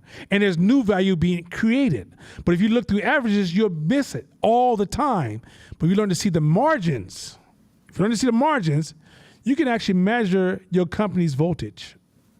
And you would know when your company is running at maximum level and when it's underperforming. So the first thing your brain has to learn to start saying is when you're telling somebody throws an average at you, start questioning and tearing that average apart. Even if you just go on Google and start tearing it apart down to pieces. So when I looked at it, I was like, oh, black people, 25% of black people are suffering from underneath the poverty line. You think, see, that's the oppression. Racism is real. And 9% of white people, you're like, oh my God. And they go, oh yeah, but white people represent 76%. Wait, what? How many black people? 40%. So let's do the math. Oh, 26 million versus 13 million? Okay, so if 26 million white people, which is the largest poor group in America, but all the communication is talking about poor blacks and Latinos, do you understand why white people are not pissed? Remember, you only need 1 million to tip a vote. You got 26 million people going, all right, Tea Party time. MAGA, let's go. Let's get this shit going. And you say, oh, it's because they hate us. You don't see the numbers. You listen to the average, so you're missing all these stories the numbers can tell you because you're looking at averages. So averages is too blinding, is too high level. You got to be able to get into the numbers to see the real stories of what's happening, what's occurring around you. Like, for example, if you analyze policing, we talk about policing through words. Look at the numbers, it tells you a whole different story about policing. And you'd be like, oh shit, police are going through some shit. And hurt people. But if you're coming from your trauma and you're just looking at police through your stories, you're talking about defund the police. Yeah, we need to defund them motherfuckers. I don't like them. This one dude pulled me over, pissed me off. But if you look at the one dude, if you did the numbers on police, okay, how many police are there in the United States? How many of them have fucked up? What's the percentage of any occupation of people that usually will fuck up? That's about right. Because human beings are not perfect. We're flawed animals. You build anything with a large-scale group of human beings, a certain percentage are going to fuck up. When they fuck up, because of mental health problems, if the media gets it and they skew it by averages, it feels like racism, ambiguity. You see where I'm going with this? A lot of shit around you is so distorted. So as an entrepreneur running your company, you start moving money left and right, making decisions, and that's how you've been trained to think, and then you wonder why you don't know what your investment should be. So we go to these 3 slides and we'll open up questions. So keep going. Did we finish that? Did we finish that one? Okay, next one. Now this one. Keep going. Now we get a sense of all the individuals who were bundled into the average number. Look, there is an almost complete overlap between men and women's math scores. The majority of women have a male math twin, a man with the same math scores they do. So if you go back and look at the graphs in the book, it shows you how he showed you different scales, what she was supposed to put in here. Maybe she had a problem. She didn't call me, but she was supposed to put certain scales. I was going to go through the scales and show you how, if you look at it the one way, it seems racist. It seems like women are underperforming. It seems like men are smarter than women. But when you shift it again, you realize, oh, well, it ain't that far apart. And then you shift it again, you realize, actually, we're damn near twins. But it's just depending on how I want to state the number. I can change it from being almost no problem at all to being a huge problem. This is powerful because once again, some of y'all are stressed the fuck out about this world. It's because your averages are fucked up. Go ahead. But apartheid was very unusual. So apartheid, slavery, that shit was real. Jim Crowism was some real shit. And don't get it wrong. We're not in this class trying to wash away and moralize racism. I'm not. That's not the fuck I am. What I'm saying is that we're becoming drunk in the illusion of extreme racism that doesn't exist at that capacity. It's just not. You can't sustain it. Keep going. Much more often, gap stories are a misleading over-dramatization. That's not how you say that. Y'all know what it is. In most cases, there is no clear separation of two groups, even if it seems like that from the averages. Let me say this again. Read that. That's the most important. People, I want you to understand this. This is so fucking important because they're shaping. Most of us can't see what's happening. If I say what's happening in Wyoming right now, somebody tell me real quick.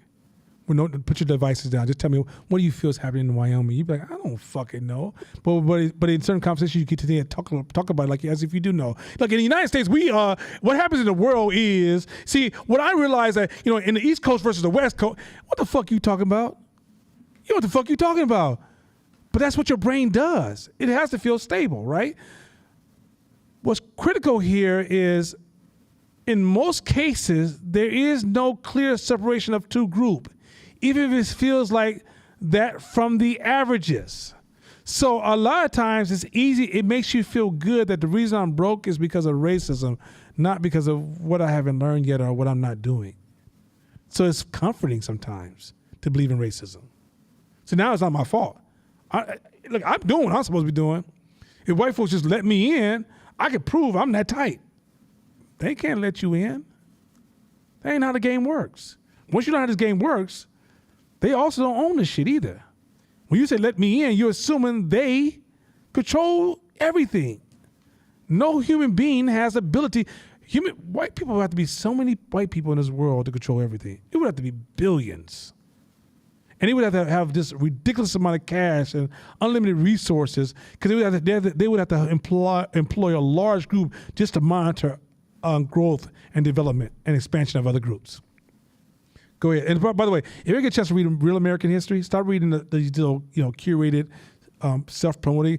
Learn about all these different groups that actually gain a lot of power in this country that you don't even know about, or you haven't paid attention to, or still have power but you don't understand. And yet you brought into the idea that you can't. And it's mainly because it's in your head. Keep going. We almost always get a more accurate picture by digging a little deeper and looking not just at the averages, but at the spread. Not just the group all bundled together, but the individuals. This is important. So the individuals, okay, now we just hit diversity. See, remember I said last week, my neighbor told me he had a problem judging, and I said, well, if you have a problem judging, then you're suffering from your own ignorance because you need to be more curious about people, right? Once you realize you're a victim of this gap theory, you realize it's important to learn about people. A lot of your solutions is about learning about other people, not just your circle, not just the people you fuck with, but people. All right, keep going. Then we often see that apparently distinct groups are in fact very much overlapping. So you're gonna find that black people and white people, Latino people and Asian people, we're actually overlapping. Like, okay, so for example, when you look at Asian culture, a lot of us think Asian culture is doing pretty well. Talk to Asian folks. There's a group of Asian folks that Asian rich don't really fuck with Asian poor.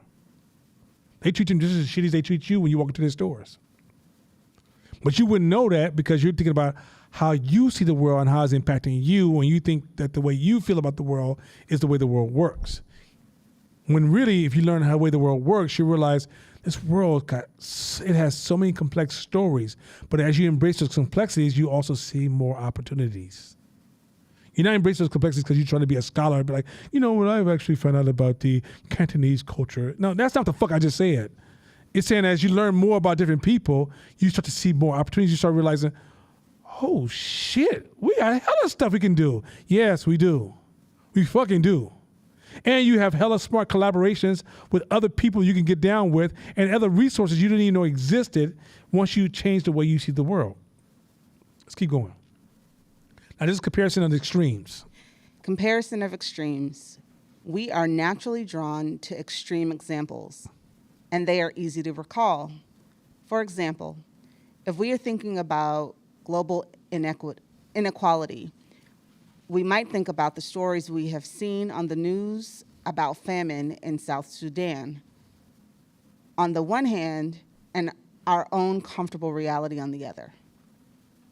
If we are asked to think about different kinds of government systems, we might quickly recall, on the one hand, corrupt, oppressive dictatorships, and on the other hand, countries like Sweden, with great welfare systems and benevolent bureaucrats dedicating their lives to safeguarding the rights of all citizens. So, this is so powerful here. So, comparison of extremes. You ever hear the rich against the poor? What the news would do is they take a billionaire or extremely high millionaire who's in 0.1% of society. And they show you a picture of him in his house. He might just be getting out of his car, going to his house. He's like, what the fuck, a camera? And they say, then say the poor, and they show you somebody who's pretty fucking poor. That's poorer than everybody in this room. And in your brain be like, they create this extreme comparison, right? They show you this crazy dictatorship of like a poor country in Africa that most people in Africa be like, I don't even know what the fuck that's at. And then they show you maybe Sweden, where everybody's like sitting at a fancy spot eating pastries and croissants, drinking coffee and laughing. They're carrying the fucking world, right? And what you don't realize, or let's say you in Oakland and you in East Oakland, you're like, this shit crazy, because it is. And then you get in your car and you go to Walnut Creek, you be like, these motherfuckers right here. That's because but if you get in your car and you continue to drive through the United States, you're going to find white areas just as poor as the black areas. And you're going to find thriving black areas just as rich as the white areas over here. You're going to find that the reality is that as people keep pointing these extremes out to you, if you actually open your eyes and see, you realize most human beings in America is in the middle. There's an example, she didn't put my goddamn images up there, I'm going to talk to her, is they said 40%, yeah, got me fucked up. 40% of Brazil 10% of Brazil own 40% of the wealth. That sounds pretty bad, right? But you realize that in order for you to be in the 10%, you only need to make $132 a day. And you'll find that most people are between 160, and the lowest percent is somewhere around 30 to like $2. And that's a very small percentage. So most people are in the fucking middle. Even 132 is still kind of in the middle, right? The extreme that they'll show you on the camera is a person who earns $600 a day. That's extremely rich in Brazil. They'll show you him, which he represents the bottom of the graph goes down and goes like this and goes straight and it almost fades out. The small percentage is that $600. They'll show him, and then they show the person on the other end of that. But that big middle part where most of the people sit, most of Brazilians in their life, they're not part of the news people. They're not the documentary people. They're not the people that you even see when you think about what's wrong with the world people. In America, if your household makes over, I think, $225, you're in the top 5% of America. Your household. Most of America their household doesn't make over $100,000 a year. Most of America, black and white, don't make over $100,000 a year.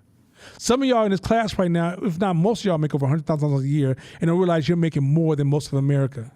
But some of y'all will swear up and goddamn down that you broke as fuck. Y'all got the game so fucked up, and you're so distorted on how the world should be, and you're doing comparisons with the extreme comparisons, which shrinks you. So you're looking at somebody like Mark Zuckerberg, or you look at somebody that's even in his executive team that's close to $1 billion, or Damian Lillard, who just got $60 million a year, and then you go, see, my life, I gotta get my life together. No, you killing it right now. You can't even be happy in your own fucking house because you're doing extreme comparisons. It's not real. Most of America, white, black, Asian, Latino, $100,000 a year. That's the average upper middle class level of most of America. But y'all running around here, oh my God, it's so rough.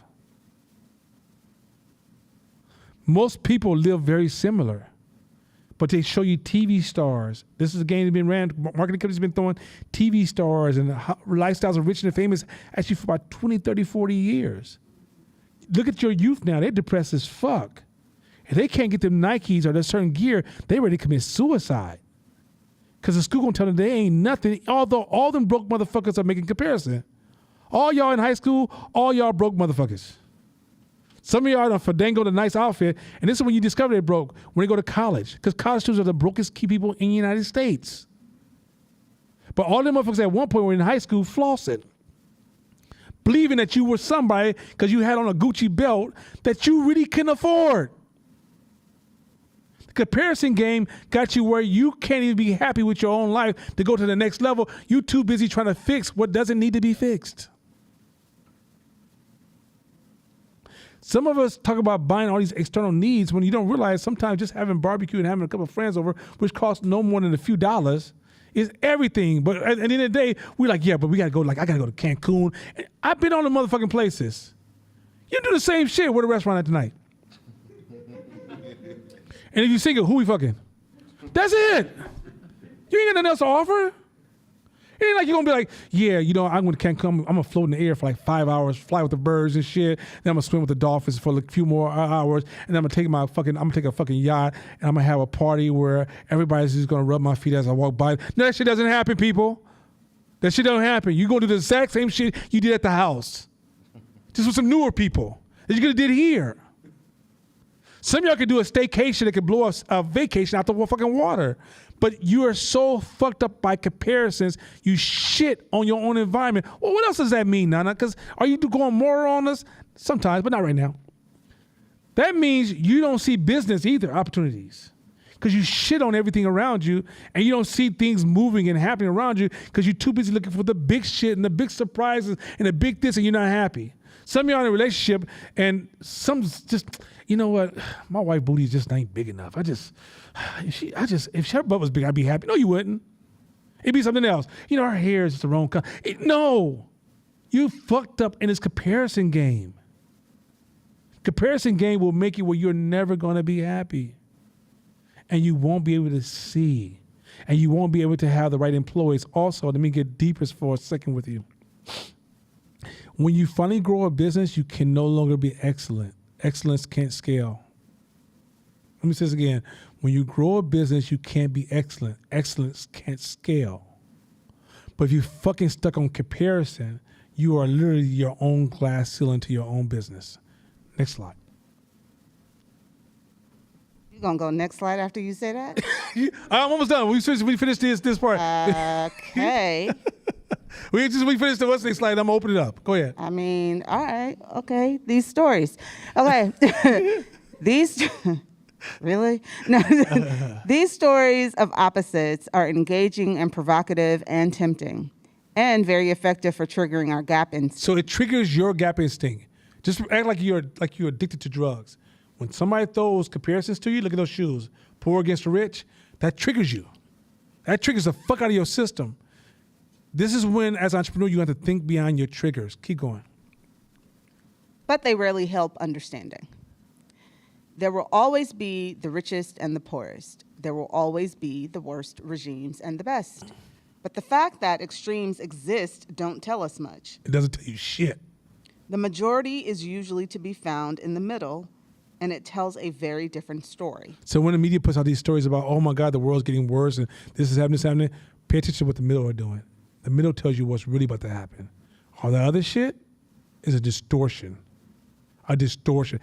So now do you guys see how charisma-based activists with fancy words are fucking you up? Mm-hmm.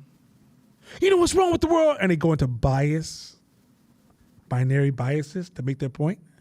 And it gets you caught up, and then you feeling some kind of way. I can't even think tonight. I'm sitting at this house, got me fucked up.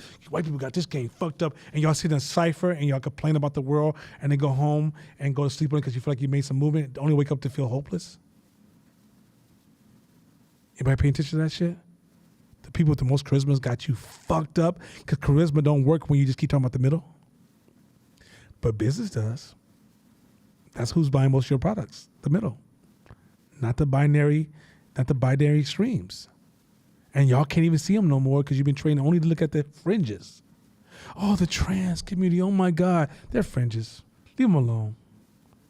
Well, if they get their own bathrooms, why do you give a fuck? They're the fringes. They're not the majority of the population. We worry about, like they got you arguing about shit that don't matter.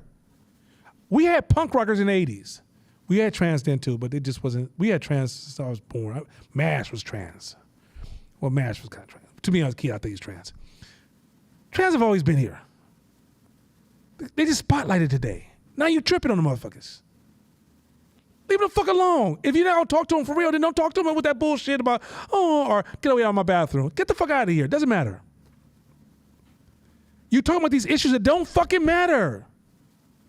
They'll show you like this one kid the other day, this racism came and then the police grabbed him and threw him on the grass and put handcuffs on him. And the cop was like, I'll beat your ass. And you in Oakland like, this is why I don't want my kids going outside.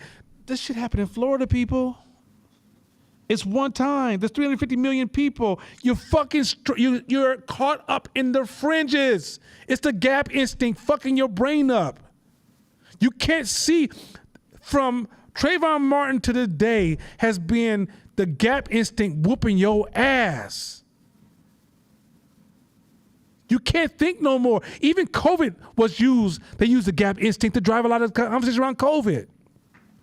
All these people, COVID is coming back and it's stronger than ever. The B585 Omicron Delta is coming back and it's so powerful. How many people is killing? We ain't really killing that many people. I just want to get you hyped up a little bit.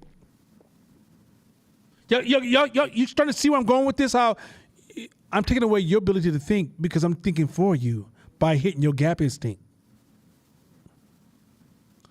Keep going. This shit is so cold. Vote or die. Are you with me or die? You know what? Either you with us or you're a racist. What? Who the fuck are you to tell me that? I don't even like your hair. Shut the fuck up. like, what are you gonna tell me some shit like that for? I mean, like, one dude's like, you are a racist, that one who wrote that book. Dude, that's binary. That was a binary tool he used in marketing. There's no value in that comment. If I'm a white person and don't give a shit about black people because I'm worried about my own shit, you're not a racist. You're a white person trying to fucking survive. Who said it didn't tomorrow you were supposed to be born to worry about my shit? That's not why you're born. But if I get you caught by binary biases, you can't process what I just said. All you think about is I feel and they. I, they. If you use too much I, they, you are a victim. Actually, you might need some help. Your binary bias is a little muffled too strong. Where were we at on this one? Because I know I'm losing you for a second. Where you at? We do finish this one? No, we did second part, right? Oh, we did that. We did that one. Okay. Okay, go next one.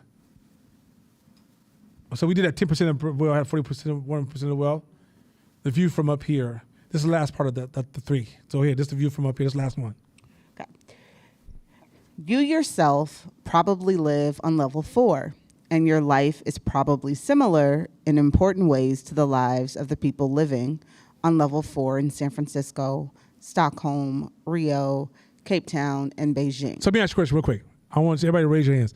How many of you guys been on a plane in the last 2 or 3 years? Anybody? Nobody? Oh, you haven't been on a plane, Charlize, in the last 2 or 3 years? Is it because of COVID or because you couldn't afford it? Huh? Okay, let's go pre-COVID. 2 or 3 years before COVID, how many of you guys got on a plane? Okay, so all y'all level 4, all y'all rich. There's a large portion, there's 6 million people in the world that can't do that.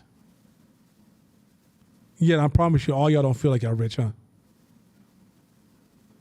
Keep going. The thing known as poverty in your country is different from extreme poverty. So poverty in our country is different than extreme poverty. And what we call extreme poverty is just poverty. Extreme poverty is I ran a drug program about, it was about 20 some years ago. And these people had no money except what the government gave them. And they were fat as fuck from all the food that you can get in Oakland for free. They were fat as fuck. I'm talking about, I used to tell some people, you need to go get your fat ass exercise. You eating too much, right? Because they got so much free food. Now, that doesn't happen in other places, people. The Bay Area has hella money. Let me say this again. The Bay Area has hella money. Why? Because we're in an import-export community. What's the import-export? Technology is one of the largest import-exports of the world right now, and we're in the fucking hub, and we're over here complaining? Chicago folks, I'm sorry. I don't mean to hurt your feelings. Bay Area people, you could make hella fucking money right now. What y'all doing? You just started, you so fucked up on your problems, which ain't that serious. Some of them not. Most of them not. You so fucked up on your problems, you can't see your opportunities. You're in the hub of money coming in crazy. They making cats billionaires hand over foot all around you. There's no reason that everybody in this room shouldn't have at least $1 million. That's real talk. But if you don't believe it, you'll never see it. If you don't believe it, you'll never see it. And guess why you can't believe it? Because that gap instinct got you fucked up. Keep it going. It's relative poverty. In the United States, for example, people are classified as below the poverty line even if they live on level 3. So that means you're living, for example, let's say you go certain places down south or certain white people, they're beneath the level poverty line, but they're actually level 3 poverty. That means that they actually live equal to majority of the people in the world. They just don't live as high as level 4 people who are doing really well. Keep going. Sorry. So the struggles people go through on levels 1, 2, and 3 will most likely be completely unfamiliar to you. And they are not described in any helpful way in the mass media you consume. I'm going to make this a little bit even. So level 4 people can't really even see level 3, if you want to be honest. This is why all these white organizations, these white foundations who are trying to give black people money to help them solve their problems, they can't see you people. And then they're trying to preach to you what's wrong with you, and now you're starting to echo the same old shit. They can't see you. And just go to the next slide. It's about to go into why. Your most important challenge in developing a fact-based worldview is to realize that most of your firsthand experiences are from level 4, and that your secondhand experiences are filtered through the mass media. Uh-oh. Where does social justice come from? Who's the author? Who's the author of social justice? White people. It's a movement that came through popular mass media. It ain't like you can call a social justice organization institute and say, hey, y'all, what kind of research are you doing? Because first of all, if you're a business and you create any system right now, any system, that system is designed to always be upgraded because there's no such thing as a perfect system, right? That's life itself. That's the rule of any system. You create any structure, parenting, all the parents in here, you know, ain't no such thing as I got a perfect way I'm going to parent my kids before they're born, and when they're born, you just follow those rules and everything goes right. You constantly have to upgrade it. Okay, so what's the smart organization that's dedicated to reinventing, redesigning, and restructuring and developing social justice to line to make sure that it meets its needs? And who's a group that's keeping the data to make sure that the adjustments are being happening and that they're controlling the resources to make sure the outcome is impacted? There is no fucking one. It's a mass media movement, and some of y'all running around here fucking become anointed by that shit, and now y'all bishops of the fucking mass media social justice movement. The shit is crazy to me. Crazy. Because why is it crazy to me? Because I practice studying the real world, because in the real, what you don't realize, when you have a job, they remove you from the real world. When you run your own business, you have to engage the real world to build something in it. You can't continue to bring your illusions to the real world and expect your shit to stand. I don't know, when I was a kid, I used to build these go-karts that I made up out of my mind. It was between the baskets, big wheels, bicycles. I mean, I made some contraptions that should not be defined by man. All them motherfuckers didn't last more than a couple of hours. They would all fall apart. And when I went down the hill, many of them slid down the street because the wheels came off. Because there's rules to the game I don't get to break, and you know that you. You cannot decide just because you thought it, you believe it, it will come into existence. You got to learn the rules of the world you live in. But too many of you have lived behind your beliefs and behind controlled, curated environments to the point that this is how you have to think when you decide to step out of those environments and look at the world around you. You realize the media can't tell you the truth because they're in a different game than you are in. I'm not mad at them, but they're playing a different game. And there's a way to watch the news, which I might get to at the end of the year. There's something you can't get from the news because you can see patterns, but you cannot see truth. News doesn't give you truth. It just shows you some patterns in society. Go ahead. Which loves non-representative extraordinary events and shuns normality. Keep going. When you live on level 4, everyone on levels 3, 2, and 1 can look equally poor. There you go. And the word poor can lose any specific meaning. Even a person on level 4 can appear poor. Maybe the paint on their walls is peeling, or maybe they are driving a used car. Anyone who has looked down from the top of a tall building knows that it is difficult to assess from there the differences in height of the buildings near the ground. Okay. They all look Let's kind of stop small. real quick. Okay. This is a secret to East Oakland right now. Secret to West Oakland. Secret to North Oakland. Secret to Compton. Secret to Sacramento. Secret to all these areas that you kind of look as shifting down. That's in your fucking head. You can't see the differences. You can't see that. For example, I don't know if you guys have been paying attention. A lot of the most heinous crimes that happen in Oakland weren't from people in Oakland. I don't know if y'all know that. Right? You don't realize that 97% of the families in East Oakland are trying to show the fuck up. They're trying to do. They're growing. But what you guys see is the fringes, 3%. And say, damn, East Oakland crazy. No, that 3% is crazy. Well, why is that important? So if I told you, hey, let's reduce crime in our own communities, and you think it's 100%, you're overwhelmed. When you realize it's only 3%, you're like, oh, well, let's get down. Let's go. Let's make this shit. I have to tell some of y'all, no, we're not shooting them. We got to work on a better solution, right? But you'll realize that if you see poor and rich as two different classes, black against white, you start to level everybody in the same category. They're not. They're not. Even in people who are so-called poor, there's different levels of poverty. That's why a lot of kids got really nice $200 tennis shoes on.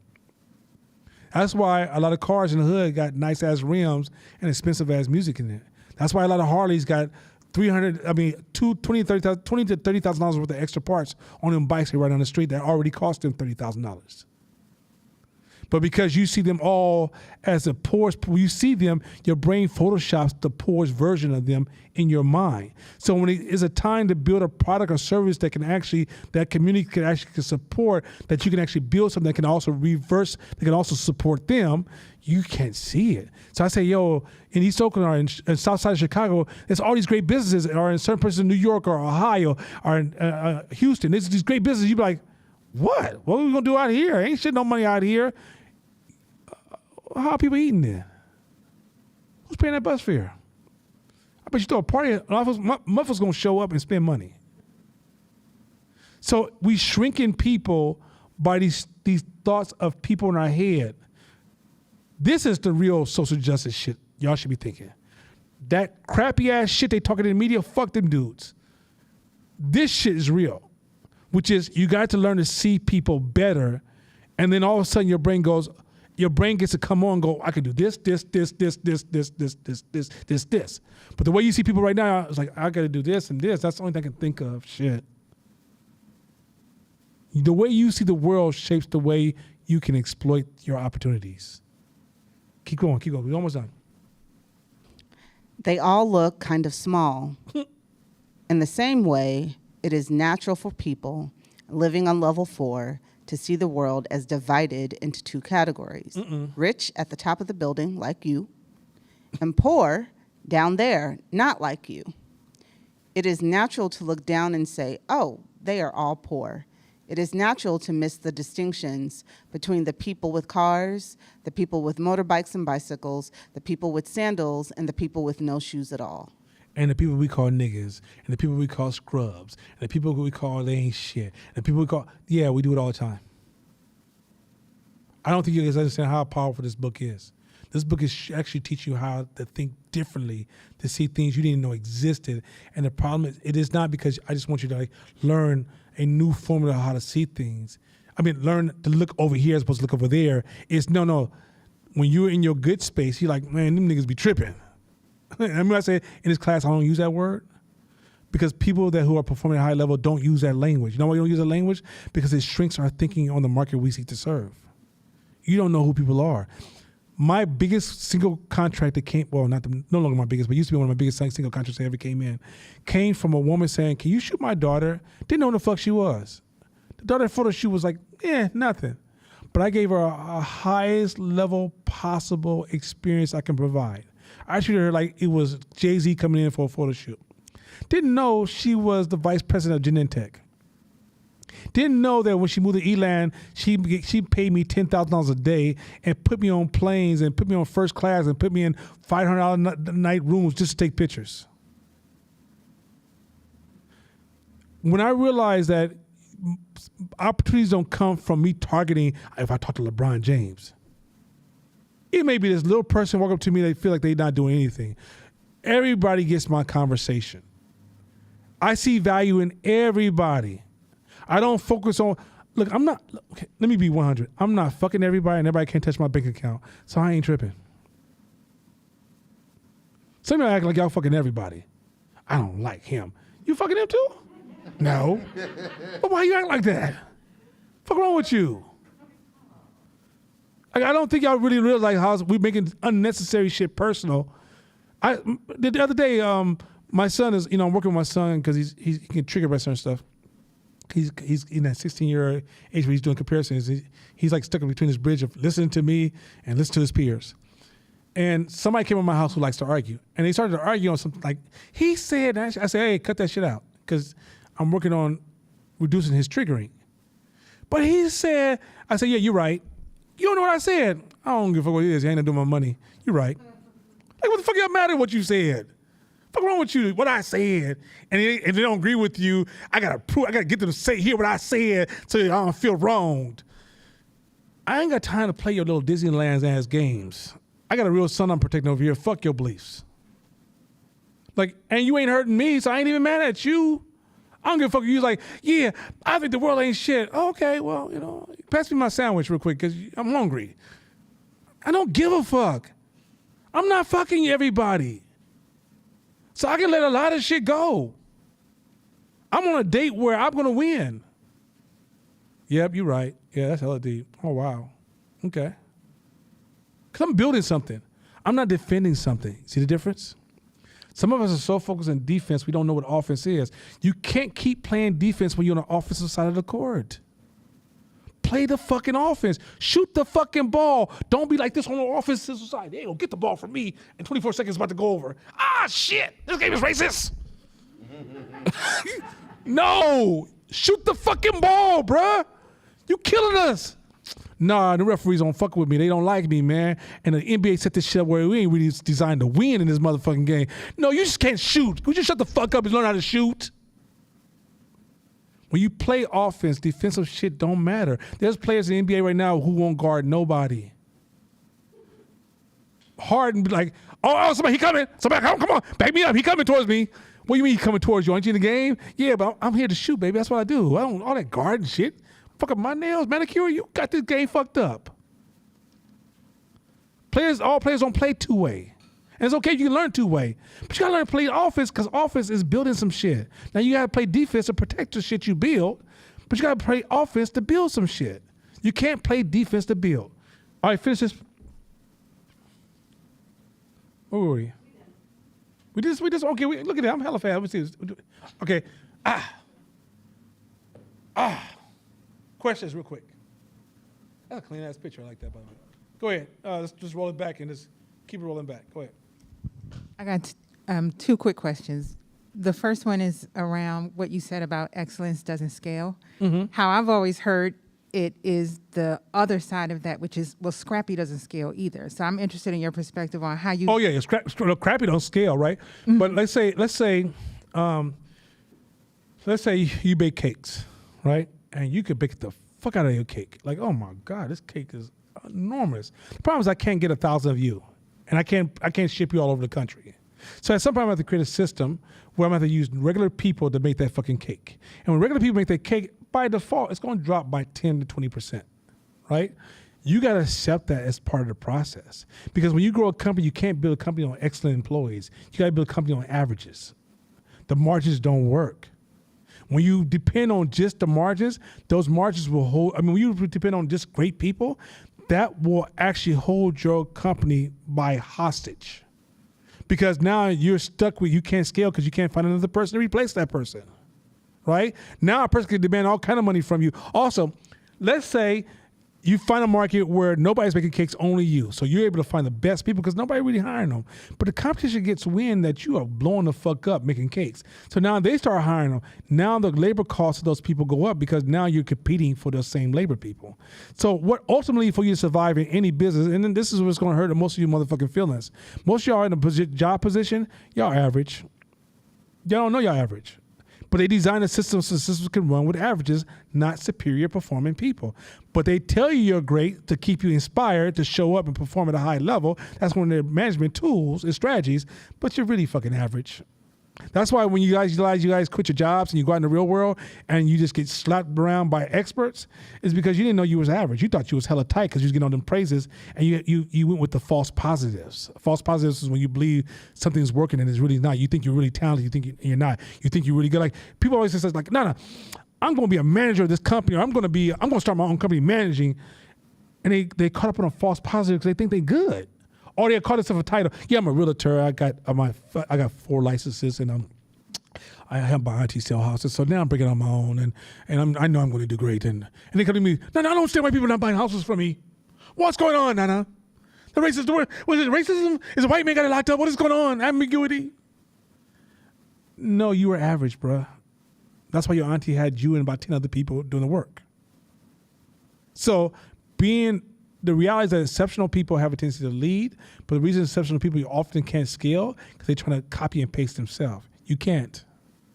You're going to have to build formulas and systems that will produce a quality enough product. Here's the other thing that y'all don't understand. Customers can't see excellence. Customers can't see excellence. Most of the shit in your life ain't excellent. Your iPhone ain't excellent, but your perception of it is. Otherwise, there's no reason I wouldn't have to upgrade it. The shit was excellent. You'll get no updates. This is shit running. What the fuck you need me for? We in Cancun, flying in the air with the fish. With the birds and swim with the fish. Fuck wrong with you, right? The reality is that excellence is an illusion on both sides that no one understands. But it's an illusion. It's an hallucination that haunts us and sometimes limits our own personal growth. So ain't nobody perfect. Ain't nobody know what perfect. I've taken pictures for people when I was doing photography. That picture fucking sucked. I know it sucked. They'd be like, "Oh my God, this is the best picture I've ever seen in my life." Because it's of you, dog. You're a narcissist. Anything of you is beautiful. If I put that super smooth Photoshop that makes you look like you plastic and Photoshop, you'd be like, "Oh, this is going all over my Facebook." And then your friends be like, "Oh, girl, you are working it." But based upon photography standards, that's just a D-. But it's you. It's an A to you. You see where I'm going with this? How this game works? How ultimately a lot of these distortions in our head we're working towards that has no scalable value and has no value to the market. It's that punishment we put on ourselves that we left with school that says if you didn't get A's, you just wasn't good enough. Unfortunately, the world gets C's. I got one more right quick. Thank you for that. It goes to the point you made about the leveling. So when you think about applying that to a business structure, if you're a level 4 and you're selling an experience-based business service or an experience-based service period to level 3s, or if you're a 4B giving it to a 4A, do you feel like there's a little bit of moral manipulation in that? Because you're selling, a level 3 wants the experience of a 4, so they may be willing to pay in for it. Oh, that's called self-help industry. That's what the whole self-help industry is game. It's all game. They're not teaching this shit we're teaching here. Tell me what self-help event you ever been to watch a self-help video? Do they teach this shit? No, they don't. They're exploiting your desire, your comparison. The gap instinct, they whooping your ass. Is That that whole what you want industry's to off build the your gap business instinct. on, though? Huh? Is that what you want to build your business on from a moral standpoint? You say that's what you want to build your business on? I'm asking, from a moral standpoint, is that taking advantage? Is that something you want to build your business structure on? Can you use it as a tool? Yes, you can, depending on what the circumstance is. Right? What I'm not preaching. You can't say I'm gonna run the new Netflix and you don't have no gap instinct shows. You about to be broke as fuck. You about to be watching your own VHRs or tapes at the house because that's all the fuck you're gonna be having is companies trying to push tapes on the internet. Gap instinct is a tool you will use as long as the outcome has a moral outcome. I can use the same gap instinct to destroy you if I want to, and I can use the gap instinct to motivate you to go in a certain direction. I can use the gap instinct to keep sustainability. Most clothing companies use the gap instinct. When you go to buy a car, they use the gap instinct on you. You know, this car right here, and gap instinct, extreme comparisons. And what I usually do to just weaken their conversation, I just throw averages at them. They go, "Oh, I don't like talking to you no more." But when you make a decision as the owner, it's different.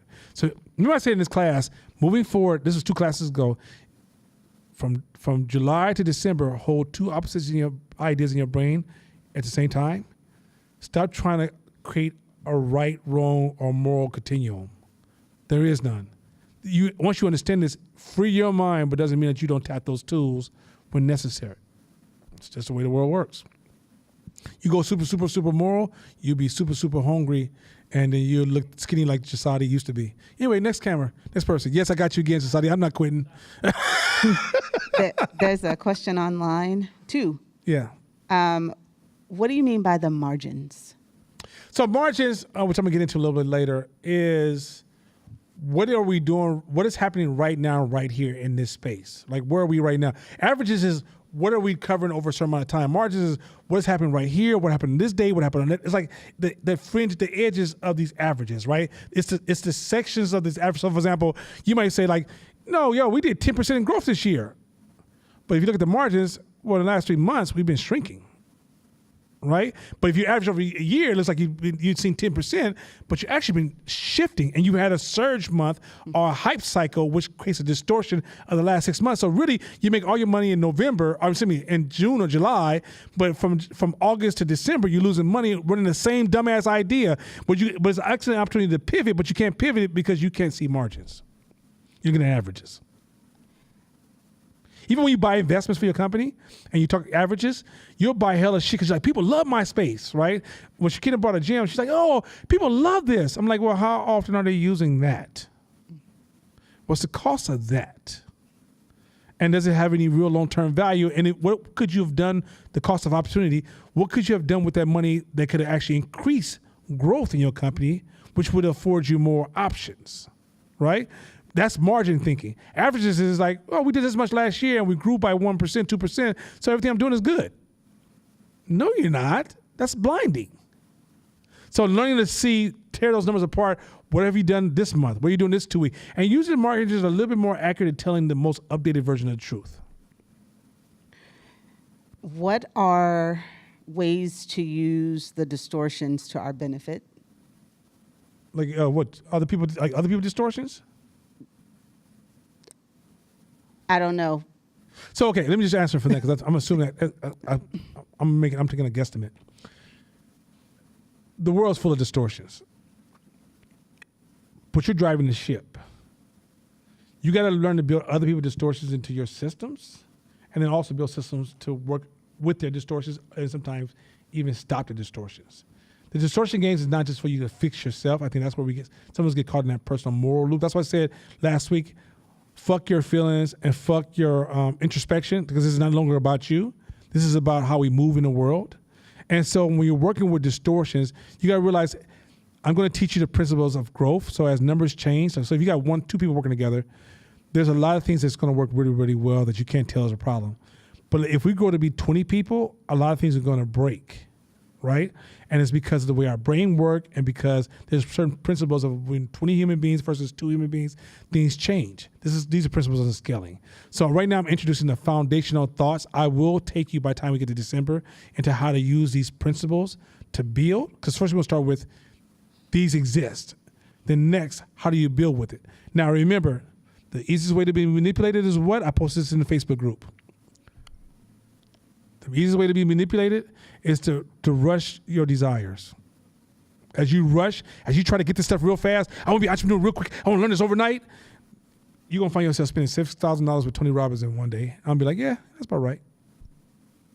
It's real talk. Go ahead. I have a question about thought experiments from the Mental Models book. Do you want me to hold it? We'll get there. Just I want to break it up in pieces. I don't want to just, it's too extreme. Okay. We'll get back to that. Okay. All right. We good? Oh, Lily. We got somebody on that side? Okay. Lily? I got a lot of questions. Okay. But I'm going to keep it a buck, though. This was the first class where it was no connection. I was lost. And That's I'm good. trying to understand, but I'm like, I don't really get it. I get it. But at the end, it kind of made me feel like, well, if we all are level 4, it makes me feel like, well, should I just be grateful or should I strive for more? If I'm a level 4, but then we talked about last class relatability. Like, how do you stay relatable to the people you're trying to help and connect to, but you kind of start to feel like you're outgrowing them, per se, or they're not, you can't have the same conversation as you once were. So I'm kind of confused, like, if 100,000 is considered level 4, then am I wrong for wanting more? Am I wrong for wanting to continue to strive for more? Or if we are so far, if we've been through so much, especially in my family, not having generational wealth, I feel like 100 bands ain't good enough. I got to go get a lot because we are so far behind. You said So I don't know if I should because be- you've been through a lot, you said? No, like in our family. In the family of where I come from, it's just every day waking up to struggle, survive, not really living. And it's always money is an issue. So it seemed like because we ain't really had a lot, but I'm working to build so people, the next generation, can have a better head start. But when I hear us speaking about us being a level 4 and 100,000 actually a lot and high income and stuff, it make me feel like, well, if I want more than 100 bands, if I want $1 million or more, does that mean I'm not being grateful? Does that mean No, I'm not, you're starting from you're starting from a space of dreaming as opposed to resentment. You're starting from a space of hoping as opposed as exploring and curiosity as opposed to not really believing you can get there, but you're just gonna keep working hard. See, the reality is that once the rubber hits the road is a different. Look, when we're talking, we can sound all sexy. At the end of the day, I'm just out here getting mines. But if you really get into the meat and potatoes of what we're thinking, is we feel like we don't really deserve to be there, or it's not really for us, or it's unreachable, right? And so a lot of us are working hard on a dream that we think is outside of our reach, and if we get it, we're lucky. We don't start from a space of, I'm exploring the world, I understand how the world works, and I'm playing. I put an article, I'm trying to quote it, put an article in a group, and it talked about we focus on the outcome as opposed to the process to get there. So we focus on the weight we want to lose as opposed to going to the gym and working out, right? Or we're focused on the wealth instead of the joy and the process of discovering the wealth. Like we literally would achieve wealth and destroy ourselves, right? It's a whole different relationship you can build with the world around you. 3, the world's so fucked up and we went through a lot. Some of that's subjective. Like it's hard for me to tell you, I ain't that fucked up because I know we can play the comparison game in the opposite direction, which is kind of really shitty. But the reality is that no matter what happens tomorrow, it ain't got shit to do with yesterday. You can't go back and fix that shit. It's done. Like, we in our trauma retreat, we talk about if you've been molested, you got to forgive the molester. Because if you don't, he molests you for the rest of his life. Right? And so at the end of the day, if you're going to go on this wealth path, you can't do it in response to, you got to do it in desire of. I mean, like, all of us should want to make the world better. Should want to grow our families, want to improve things around us. We want to have better opportunities. That's natural and human for all of us. But if we attach some of that other stuff with it, it starts to skew decisions, corrupt us in our choices, and put us in places we not necessarily want to, and make us easy to be manipulated. Because now I can come along and be like, you want to get it right away? And I got your ass. You got to remember that. Don't think you about to walk along a yellow brick road and everybody going to be just hugging you along the way. There's all kind of pimps and wolves waiting to get you every time you take a step. And if you don't hear, but you can make them almost invisible if you change your mindset, or you can make them towering over you every step you take, depending on where your mind's at. So how you frame this journey changes the whole experience, changes the level of friction, change the pain, and change your own personal greatness. Okay, so what's the difference between shrinking people versus no longer being like the people who you people you grow up with, people that you're around, the people that you really want to stay on this journey with? You're kind of like, not like you can't have the same type of conversations anymore. You trying to grow, this person want to gossip. You trying to do this, you're not as like-minded as you used to be because now you're grown. Well, first of all, stop worrying about them. You're not here to change them. That's a false power. We're having these conversations like they are our drones, because even our children, we don't really control them like that. You really go and get serious about it. If you ain't got a 16-year-old or 14-year-old, 50-year-old, you're going to find out real fast you don't control them like that, right? And so the reality is that you get yours first, and that's the best way to teach. My whole wife's family, they think I'm crazy as fuck, but now they're starting to say, well, shit, this shit working for you, because I thought so different than them. They sit around gossip, the world's falling apart, the white man in 400 years, we're going to be free after Naj Muhammad told them, because they hardcore Nation of Islam, don't mess with Farrakhan because he ain't Muslim enough. This is who they are, right? And at first I did what you did. I was trying to rescue them, argue and debate them. It was the worst shit in the world because I became them arguing them. At some point I had to say, hey, I love you for who the fuck you are. Whatever you're going to do, I love you for that. That's who you are, and that's where you are right now, and that's good. I don't own your past. But I know what I'm going to do. I'm going to own my fucking future. That's where you start first. And then you connect with like minds, you start building some shit. And then when those are ready to come online, you at least have the door to open up to let them come online. What you can't do is you can't be in the mud trying to pull motherfuckers out the mud. It's a distortion. At some point, you got to get the fuck out the mud and then build a rope that can actually pull some people out. And then some people going to die in the motherfucking mud, and you got to be okay with that because that's what they want to do. Their trauma is too deep for you to understand. If there was a solution that cold, then guess what? I would send everybody to you and tell psychiatrists, get the fuck up out of here. Psychologists will tell you, they can't change everybody. Everybody ain't ready for that shit. So the number one goal you got to take care, and I never told you to devalue anyone. I said, put yourself first for the first fucking time. Work on you. Give yourself permission to celebrate the fuck out of you and do something for you. And in doing something for you, you will be surprised. There's nephews and nieces that you will never talk to, that you will become their automatic inspiration. There'll be people that when you die will hang your picture up in their house as their inspiration. But as long as you play this game of I'm going to go back and get somebody and they're going to all follow me as the pie popper, nope. Shit don't work like that. It don't work like that. It just doesn't. Black people need us to go out and build businesses that we can hire them and give them motherfucking jobs so they can build their own motherfucking lives. They don't need us to be broke next to them and tell them, you know what you need to do? You need to read a book too. Are you paying all your bills comfortable? Are you doing what you want to do comfortable? Are you hiring somebody? Then put your head down, shut the fuck up, and go do that. That's how you become powerful to your people. People don't respond to preaching. They don't. They only listen to who they want to listen to. Ask all the activists to come for you. They don't sit on all these podiums. What y'all need to do? They get a smaller. Nation of Islam at its height. Okay, I think they went from 700 to 7,000 under Malcolm X. The civil rights movement was hella small. They were shown on TV like it was hella big. It was hella small. But guess who has bigger impact? When PG&E started hiring hella black people or government hired black people, that changed the world. You motherfuckers had money to make some choices. You see how I follow the numbers, not the stories, and you'll see power. You follow the stories, you'll be chasing them stories. You'll be trying to tell your version of the gap instinct stories. The poor came from the poor, and we came to the rich, and now we feel good, and we arrived, and you realize, no, you didn't. And if you've been reading psychology of money, it tells you getting money ain't hard. Keeping money is a motherfucker. Yeah, that's the part where I'm at. Yeah, keep it. So that's a whole different mindset. And so the shit I'm teaching you right now, this is a different game. We're talking about a long game. I ain't teaching you how the short game. Yeah, my brain hurt.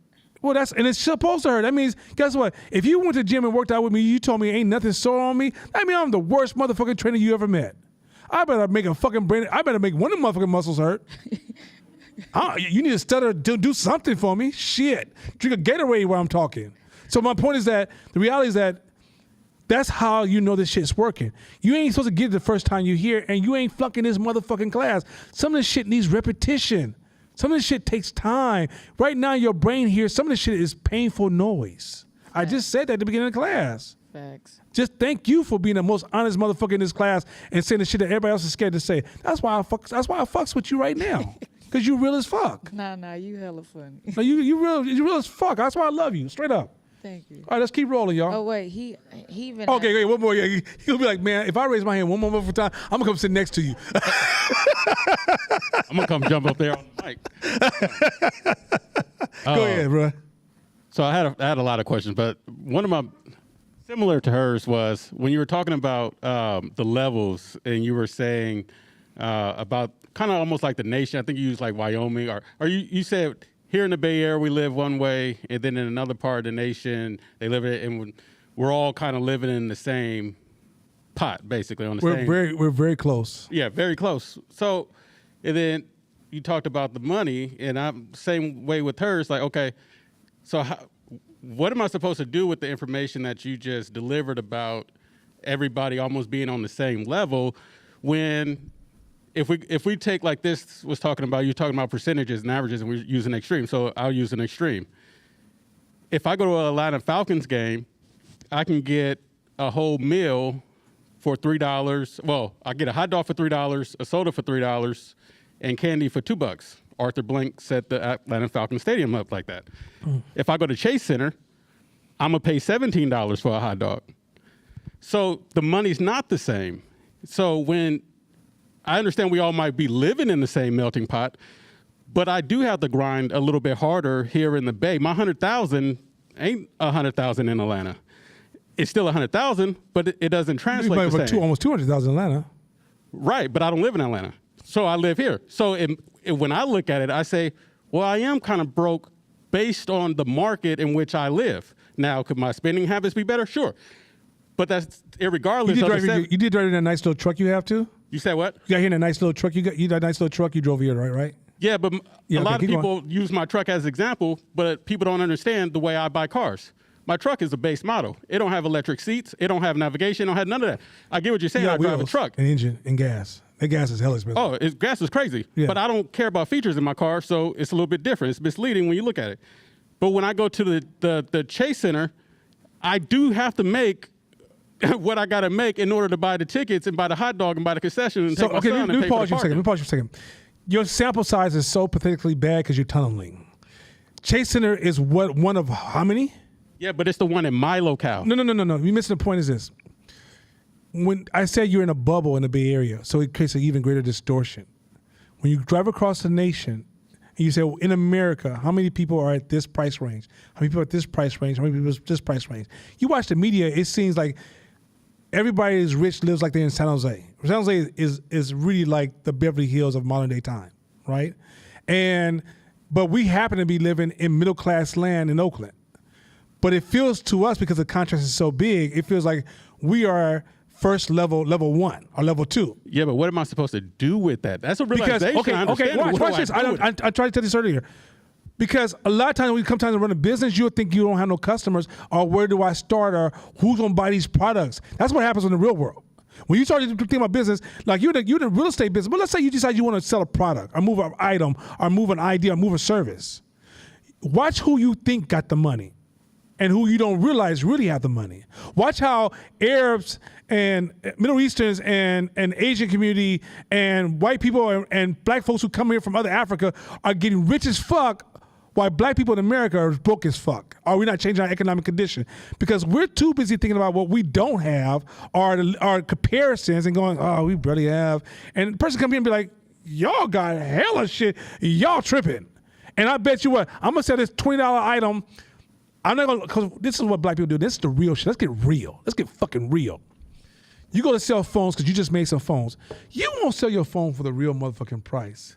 You be like, no, I'm gonna just lower the price so I can try to get some sold. Because in the end, you don't think people can pay the money.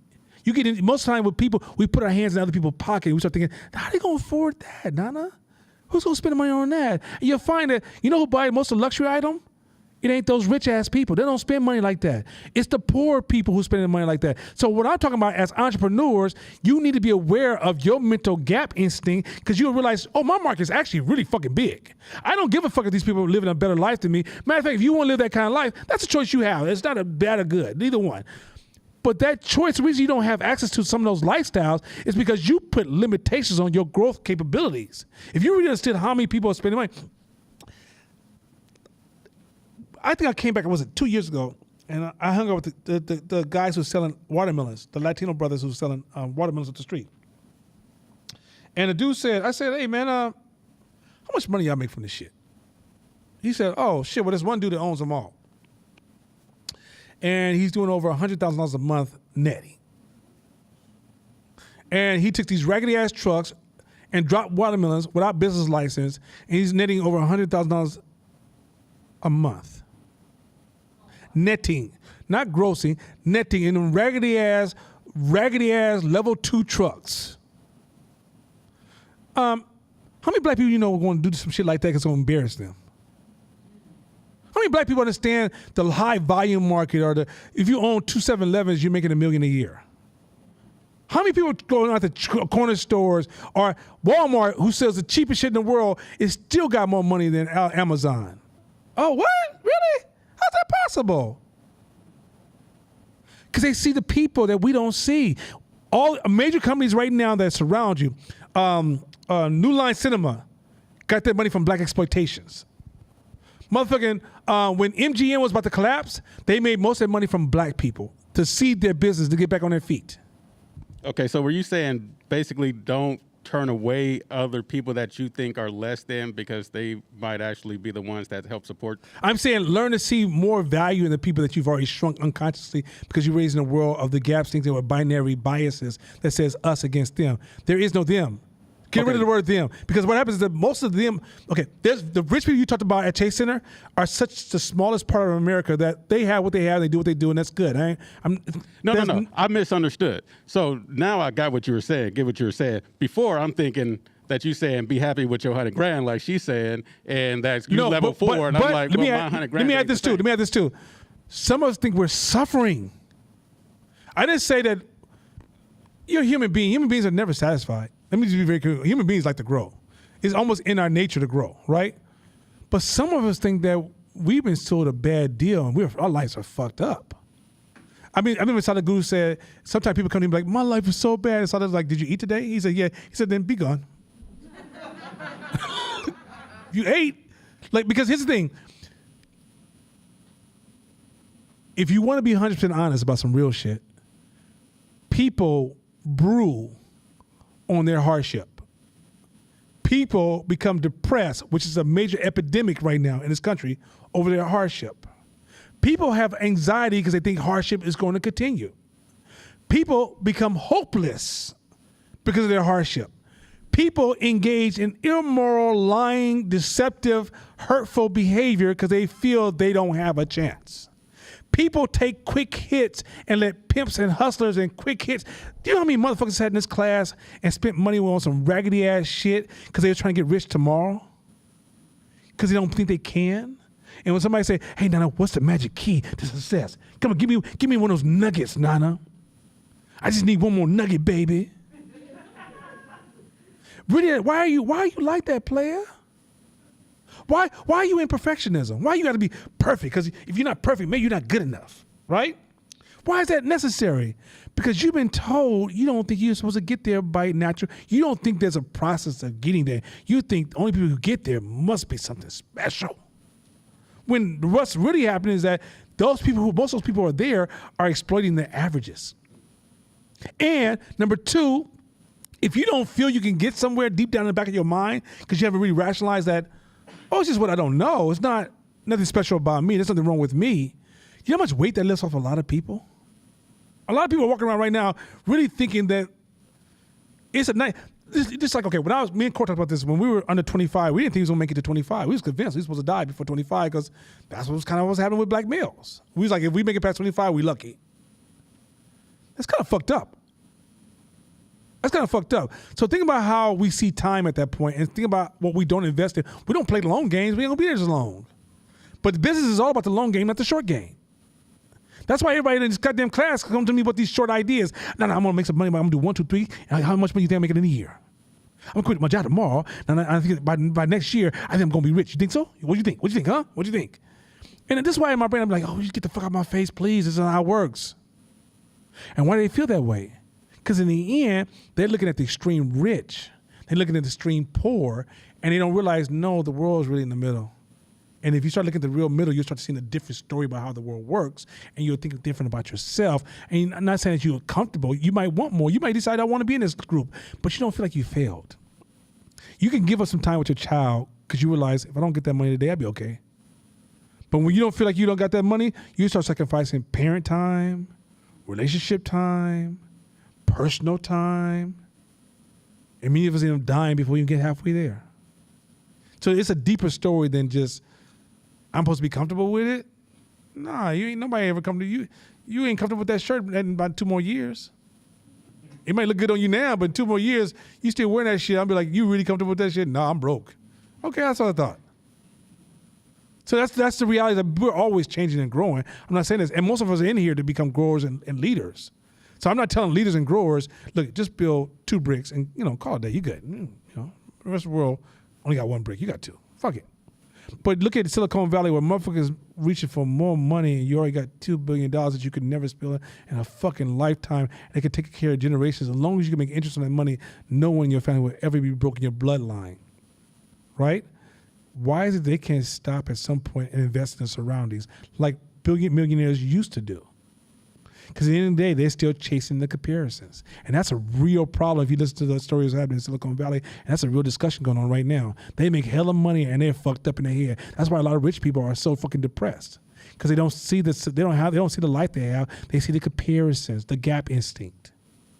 So money will not solve the gap instinct problem. That's a psychological problem that needs to be solved before you make the money. And but there's a rich person in this class right now who makes at least, there's some people in the class who are millionaires, and I probably they fucked up behind the gap instinct. I'm gonna keep moving because I got so much to cover. So,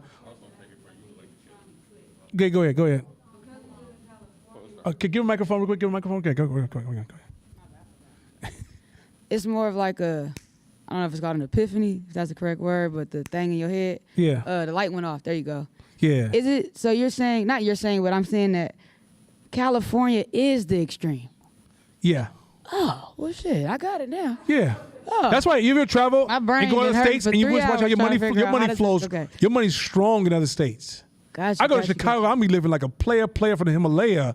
I go to Phoenix, Arizona, and they be like, this restaurant's expensive. I'll be like, yeah, sure.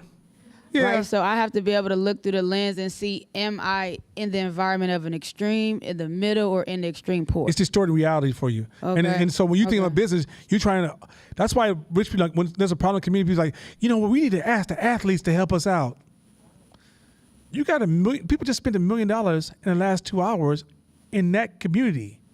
But you can't see it because you're looking for this one person. And so when it comes time to sell a product, you just don't even look at that community. You're just waiting for, man, you think Jay-Z going to put me on?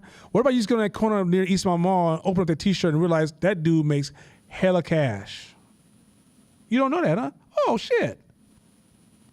I mean, we don't really see all the cash moving around us because we're looking for the big hits, not seeing how money moves and how it feels. What was it? Oh, damn. Hold on. Oops. God damn you. How you going to just jump on my shit? 29. Oh, sure. Huh? 29. Okay. Hey. Okay. All right. It is easy to be aware of all the bad things happening in the world. By the way, hey, both of y'all, yo, So, I love y'all for that. You know why? Because y'all doing something I wish everybody could do. Especially you, because even your devil's advocate, I still appreciate it. Because we need to go there. We need to go there. The kind of question y'all asked, the conversation we having, y'all weren't wrong at all. Y'all just helped the class. Y'all just taught the class with me. So the class need to give y'all a hug on the way the fuck out the door because y'all broadened the conversation and helped dig that conversation a little bit deeper into the psyche. Because I'm sure there's multiple people that had Joe Both conversation, but they kind of like smothered it for a minute to only come up later on and discourage them from even embracing this new idea. So I fucks with y'all. I hella appreciate y'all. I love y'all for that. Let's roll. it is easy to be aware of all the bad things happening in the world. It's harder to know about the good things, billions of improvements that are never reported. So real quick, think about that. Billions of improvements that are always happening around the good that's never reported, right? Where would your money go? Where would your money do the strongest at? In the improvements of all the bad shit, right? But yet, there's nothing reporting that to you. You don't go on the news and be like, yo, they're making these investments, these things are happening over here, these things are growing, this is evolving, these things are getting better, this is, you hear, oh, it's getting really bad over here. Man, you got them Bitcoins, you better get the fuck out of here, right? So this is why it's important to learn to think, because you won't see all the energy waves that are passing by you that you have access to, because you're only seeing the worst one. Keep going. Don't misunderstand me. I'm not talking about some trivial positive news to supposedly balance out the negative. Nope. I'm talking about fundamental improvements that are world-changing but are too slow, too fragmented, or too small one by one to ever qualify as news. I'm talking about the secret silent miracle of human progress. So, okay, watch this. I'm sure what Court taught you guys, it was fire. He said that progress is small incremental steps, right? This is the other side of what he's trying to teach you. That if you're playing, if that's how the world works, it's through small incremental steps, and you're not looking for those, you don't see what's happening in your world. The internet came along as one of the most revolutionary things that's happened to black people, hands down. The most revolutionary thing that's ever happened to black people was the internet. The most revolutionary thing. Do you realize that back in the days you had a middleman? Internet destroyed the middleman. Back in the days you had to go to certain people for information. Internet says you don't need them anymore. Information is right here, curated for you from people sharing all over the world. So whatever the fuck you want to learn. The internet made it where your race doesn't even matter. If your service meets my needs, it's on my phone. I'm using your services. The internet changed the motherfucking game. And guess what? Ain't nothing changed around here. Because when Martin Luther King said, wait, what? How many, was Martin Luther King? God damn, how many years is that? How the fuck you just quote that in front of me? They killed Malcolm, bruh. Whoa, really? Holy shit, we still talking about that shit right there. You see where I'm going with this? How can you even be a community leader and you can't see the small shit happening? Because that's where all the movement of everything that's going to impact your life is happening. It's not the big. Yes, we have fucking if we get a tsunami hit and we in Alameda right now, it's going to be all bad. I'm going to the second floor real fast. right? Society, I know you're gonna run out of oxygen, but you come with me. But the point is this, we're going to the second floor. I said, I'm not done with you yet. I'm not done with you yet. So the point is this, and so we get to the second floor, but those things really happen. Most of life is in small movements and increments. But if you have the gap theory problem, you're only paying attention to the extremes. This is why when you sit in those ciphers, you talk about what's wrong with the world, you're talking about the world through the extremes. You can't even reverse the extremes as a solution because they're too extreme to reverse. If you talked about what's wrong with the world and you saw the averages, the solutions become easier because they're almost reachable. You see the difference? Change, growing things, building something. Even you look at a big business, if you look at it through its extreme, Apple, you get nothing. That means nothing to nobody in this room. But you go back to Apple day 1, 2, 3, 4, 5, 6, 7. You start pulling all kind of nuggets out of that. Like, oh, that's tight. Okay, that's why. Okay, fuck. Okay, crazy. The world moves through increments. This is a huge, people, I don't think you guys understand how big this is. This is fucking huge. This is fucking huge. This is why when they said, I will listen to a group of economists, they say, well, you know, if Donald Trump wins president, what does this mean to macro economists? He said nothing. He said, but wait a minute. What if the president is like crazy and shit? Yeah, but shit's only gonna shift in such small increments. And the way economics work, it has almost zero relevance. And economics is bigger than the president's. But you at home go about, vote or die. Vote or die. That's people who die from voting. Vote or die. People who run into money goes, well, I don't mean shit. Increment games. We pay attention to what are the other increments moving around the president, and those we're watching. And those things shift, our alarms go off. The shit y'all going on, these highlights, we don't shift for that, people. Now, think about how many resources they have stole from black people with all of this news in the last 4 years. How much you guys have been fucked up, disturbed, don't know if you want to walk out, to the point that you don't even want to talk to your own people. How many of you people start worrying about the babies in East Oakland who are running around without parents, without love, and start sitting at white people's stairs talking about, you going to accept me, you going to see me because my life matter.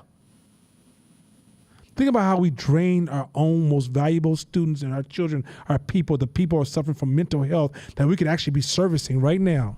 We took all those resources, all of our internal great minds, all of our high energy people, all of our activists, and we ran to white people's porch and said, my life matters.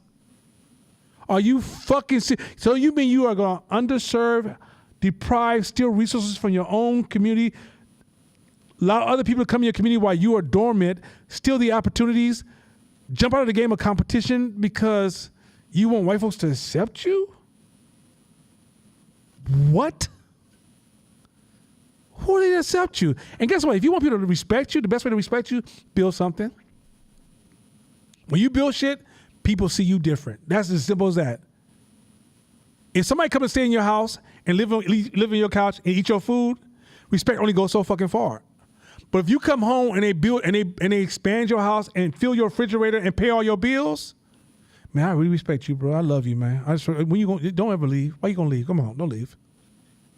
Don't go back to East Oakland. Come back here. But if you keep eating my food, man, take your ass back to Africa. I want y'all to understand how the world fucking works. Because you guys are talking about going from jobs that is curated and they create make-believe environments to make you so you can show up every day and perform. Because they can't create a real environment because they will lose you to competition. So they need to create an environment to keep you interested in this space so you don't leave me. But the fucking game, the reality of the game is this. The real world don't give a shit about a lot of the shit y'all talking about in corporate America. Perform or not. Show up or not. See the real world for what it really works like, not for how you want it to work. That's why we're learning to see through numbers tonight. Numbers is a harsh game. It tells you police was killers in the year of George Floyd. 175 died because of police, but homicide killed. We represent 50% of homicide in the United States. We're 11%, which killed over 11,000 of us. And then when you get to heart disease and blood and COVID and cancer, those numbers are through the fucking roof, 75 to 100,000 people. And then nobody marching about COVID, heart disease, and cancer? What, people? But, by the way, police didn't even make the list. And homicide is like number 7 and number 8 of what's killing us. And diabetes is number 4. But you know what? Don't fat shame. What? If you don't get the fuck up out of here with this crazy ass conversation we're doing, we're not seeing the world through numbers. We're seeing the world through narratives. And so when you go to run a business, guess what you're gonna do? You're gonna run the business through narratives. And guess what? You're gonna suck and get your ass whooped by the number boys. But when you learn to see numbers, all that inner power that your mama done blessed you with and your daddy done blessed you with, all of a sudden, guess what? You could throw a punch. But you can't, you motherfuckers will fight with your open hands. Living through your fucking stories. Let's keep rolling. By the way, this is a side note. Go ahead. Back in 1800, when Swedes starved to death and 1800s. and The Swedish was starving to death in 1800s. They was broke as fuck. and British children worked in coal mines. Fucking them kids up. Didn't give a fuck about the kids. Go ahead. Life expectancy was roughly 30 years everywhere in the world. On average, keep going. That was what it had been throughout history. Among all babies who were ever born, roughly half died during their childhood. Most of the other half died between the ages of 50 and 70. So the average was around 30. It doesn't mean most people lived to be 30. It's just an average. And with averages, we must always remember that there's a spread. The average life expectancy across the world today is 70. Actually, it's better than that. It's 72. But you know that organic food, you gotta make sure you don't eat this, like you don't eat those chemicals. And you gotta be careful because they trying to kill everybody. I mean, like you go to Safeway and this food's gonna kill you. Our life expectancy is going up. Number two, when you say averages, there's some places where people are living to 90 on average. And there's some places where people are living lower on average. So when they say averages, it tells a broader story. But if you just look at that number 70 and 30, it distorts everything. You guys get where I'm going with this? He just did an average game in front of you to show you, yeah, life is actually getting better. So all the averages have shifted. But it doesn't say that everywhere is cool. Sub-Saharan Africa is still the lowest place in the world. It is. One more slide, then we're going home. We humans have Okay. we Oh, yeah. we humans have always struggled hard to make our families survive, and finally we are succeeding. This is here we go. This is a side note I want you guys to trip on. Side note: the Chinese harvest in 1960 was smaller than planned because of a bad season combined with poor governmental advice about how to grow crops more effectively. The local governments didn't want to show bad results, so they took all the food and sent it to the central government. 1960, y'all. 1960. Martin Luther King, we shall overcome. There was no food left. 1 year later, the shocked inspectors were delivering eyewitness reports of cannibalism and dead bodies along roads. Chinese like, whoa, what are you talking about? Like, he's just hungry. Anybody tripping? Come on. Keep The going. government denied that its central planning had failed, and the catastrophe was kept secret by the Chinese government for 36 years. 36 years, they lied about it. Told them, y'all tripping. Ain't nothing happening over here. We cool. It wasn't described in English to the outside world until 1996. 1996, they told you that they killed between. Go ahead. I'm sorry. I'm getting a little bit strong. Go ahead. Think about it. Could any government keep the death of 15 million people a global secret today? 15 million people, Chinese people killed. Black people, I want y'all to understand, I'm pro-black as shit. So I grew up, learn about the pyramids and slavery. I know more about slavery than the average person because you have to learn about it if you really want to help black people because within slavery explains a lot of stuff that we do that's not surprising. But we also tunnel that we are going through something. There are shit that's happened amongst other races around us recently that will blow your fucking mind when you open up your mind to learn more. But sometimes you so tunnel like, for black people, you know how it is for being black in this country. You know how it is being human in this world? This shit's real. There's some shit in white culture. Go to the Irish Wars, or was it Irish-Scottish Wars? What was it? Irish Wars? Yeah. Go to what's happening in Africa. Look at South America when they threw people out the plane, pregnant women out the plane, to their death. There's some shit y'all would say, what the fuck? This is because you're tunneling on yourself. When you open up, you realize, okay, the world needs to be improved, right? But it ain't just about you. If they don't open up the channels to discuss real diversity, instead of that token ass shit y'all be hearing from them punk ass social justice people, that shit gets on my fucking nerves. Keep going. Let's finish this up. Even if the Chinese government had told the world about this tragedy, the UN World Food Program, which today distributes food to wherever it is most needed in the world. Wait a minute. Who does that? The UN World Food Program. You mean them devils are making sure some people get some food too? That don't make no sense. Keep going. Which today distributes food to wherever it is most needed in the world, couldn't have helped. It wasn't created until 1961. The misconception that the world is getting worse is very difficult to maintain when we put the present in its historical context. That's the key thing. Putting the present in its historical context. We don't have historical context when we talk about black culture, business, Oakland. There's no historical context. We're looking at right now direct comparison. Most of us don't even know how the world was in 1950s, 1960s. Do you know the average size of a house, I think in 1950 was 900 square feet? 900 square feet. You motherfuckers live in 900 square feet, y'all feel y'all in a hotel room. Y'all be like, this is oppression. I can't live here.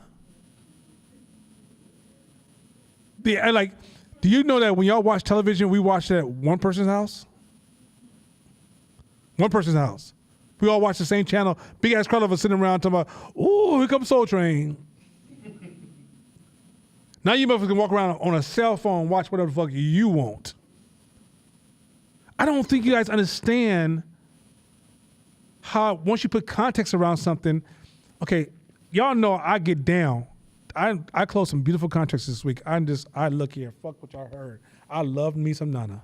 Closed some beautiful contracts that I'm so excited about, long-term business contracts. And I'm aggressive and I keep them coming and I'm keep it going. But I'm also happy as fuck because I put the world into context. So when I see things, the news be like, did you see what happened over here? I'm like, yeah, but shit happens.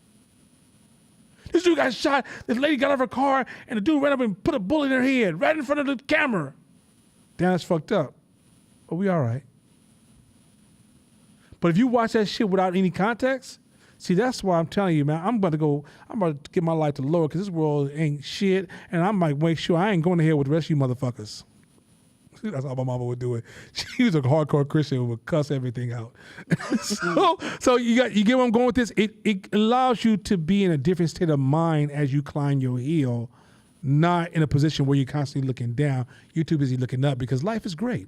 And when you run across something, I cut my hand, then put that Band-Aid on, as opposed to, I cut my hand. Oh, fuck, maybe this means I wasn't supposed to be on this hill, on this mountain. Maybe I'm not ready for this shit. I'm going to get me a job now. This is that deeper shit I'm going. I ain't going to that shit about, just keep climbing and if you just jump off the cliff and open your wings, at some point you will land. Like, fuck off. I'm trying to show you the psychological limitations that will want to tug on you in a moment of doubt. In a moment of doubt. And if y'all don't believe that shit's real, that means you ain't did shit yet. But that voice, that little ugly negative voice be like, you know what, maybe this ain't what you're supposed to be doing. Maybe you should pivot this shit. Maybe this is some stupid ass shit you're doing. Maybe you need to go back to school. And then you could be like, no, I'm going back to Harvard. I'm going back to Berkeley, Cal Berkeley, because you know what, I didn't go back to school because I needed some more talent. What? It ain't about the school. It's about your doubt. It's about these stories that's running behind your head. It's about the gap instinct. I don't think you guys understand how powerful this shit is. But now when you go watch a documentary, watch how they make their points. Extreme binary points, binary extremes, binary this, binary that. Go watch CNN for like 30 minutes and see if you can find one article that's not binary. It ain't telling you shit. And some of y'all think y'all informed because y'all watch the news. No, you're fucked over. So I want to close with that because I want you folks to understand. Oh, the misconception the world is getting okay. You'll fix it. Yeah. So the thing is that, and I put this side note in there is because black people, we think we're the only problems, just like every other race thinks that they're the only problems. Once you open up the world, you realize we all got work to do. Every race got work to do. Every race has work to do. And there's more opportunities than you realize, and human beings are getting better, and you just at a different stage of getting better. Somebody in 1950s thought the world was amazing. In 1950, the world was great for certain white people. They thought this shit was 5% unemployment, while black people was at 40% unemployment. Black people didn't world was that great, but white people was like, oh, this is the greatest time ever. And that's why they Make America Great, which started with Reagan, was because the factories, this is in the book of the, what's the name book? The factories caught up. So now that all that extra cash, the guns where the money's just flying in the air, we making it rain on white people, when the money stuck, now we got to budget to white people. So now white people are like, well, I probably don't have money because of that Latino woman right there. Right? No, it ain't because of her. The import-export just changed. It ain't you. And then you like, oh, this. So now we have an argument because the well has been reduced. So when you see that and you see white people getting upset, you understand the game they really talking. That's why you can go to a MAGA environment and they're hella nice to you. And it's gonna fuck you up. And you're like, y'all nice. Y'all about to take my kidney when I go to sleep tonight? Or y'all about to give me some drink and put that Molly on me? What the fuck y'all about to do? Right? And it's because you really ain't the issue. But in your mind, you're personalizing the issue. You know what it feels like for activists who think the world doesn't like them because they're black? What that does to you over time? Do you understand that? You know why most activists end up like turning their hair blonde and acting like white people when they get money or can't wait to marry a white woman as soon as they get some chance to breathe? Because they spend all this time defending blackness to the point they learn to hate their own blackness. Let's keep it 100%. You got to rise above all this shit. That's why I'm the most happiest black person you ever met, who's the most revolutionary person I ever met personally. And I'm always working on black people issue because I love myself. That means I can sit with other people and fall in love with them too without giving up love for myself. I don't need to trade me for Asian culture. I got this Asian dude I go bicycling with, and he tells me so much about Chinese culture, it blows my mind. I'm always debating about Chinese culture. I'm debating them. It's really funny. And some things he does is amazing, and he's introduced me to some cool food. And there ain't a hair on my head that wants to be Chinese. But I have straight up admiration for it. I'm not gonna go home and wear some Chinese outfit and be trying to talk Chinese languages and no. But I'm gonna have stronger admiration and still love my black ass slang. And when I'm around Chinese folks, I still speak with my broken ass English. You guys get where I'm going with this?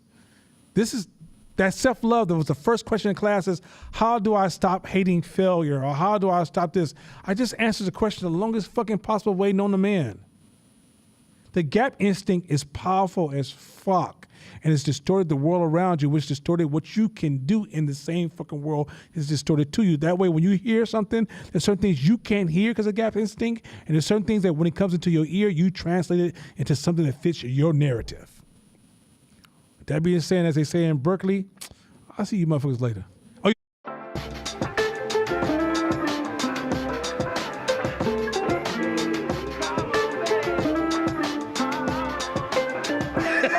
well, you know, life is rough. That's a gap, baby.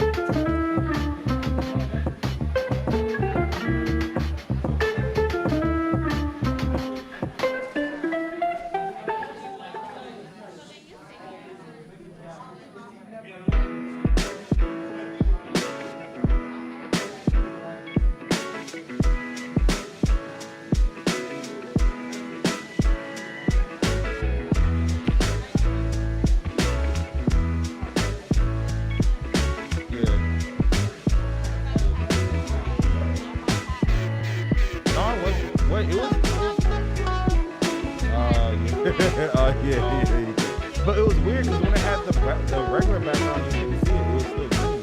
But once, oh yeah, that was awesome.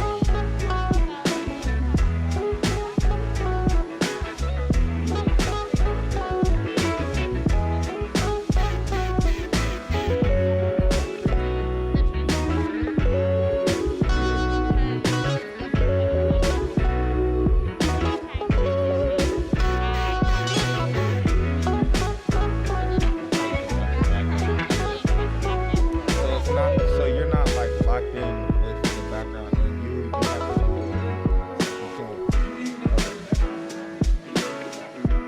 So maybe. So that's what I'm saying. It might be. Well, we still new to that system.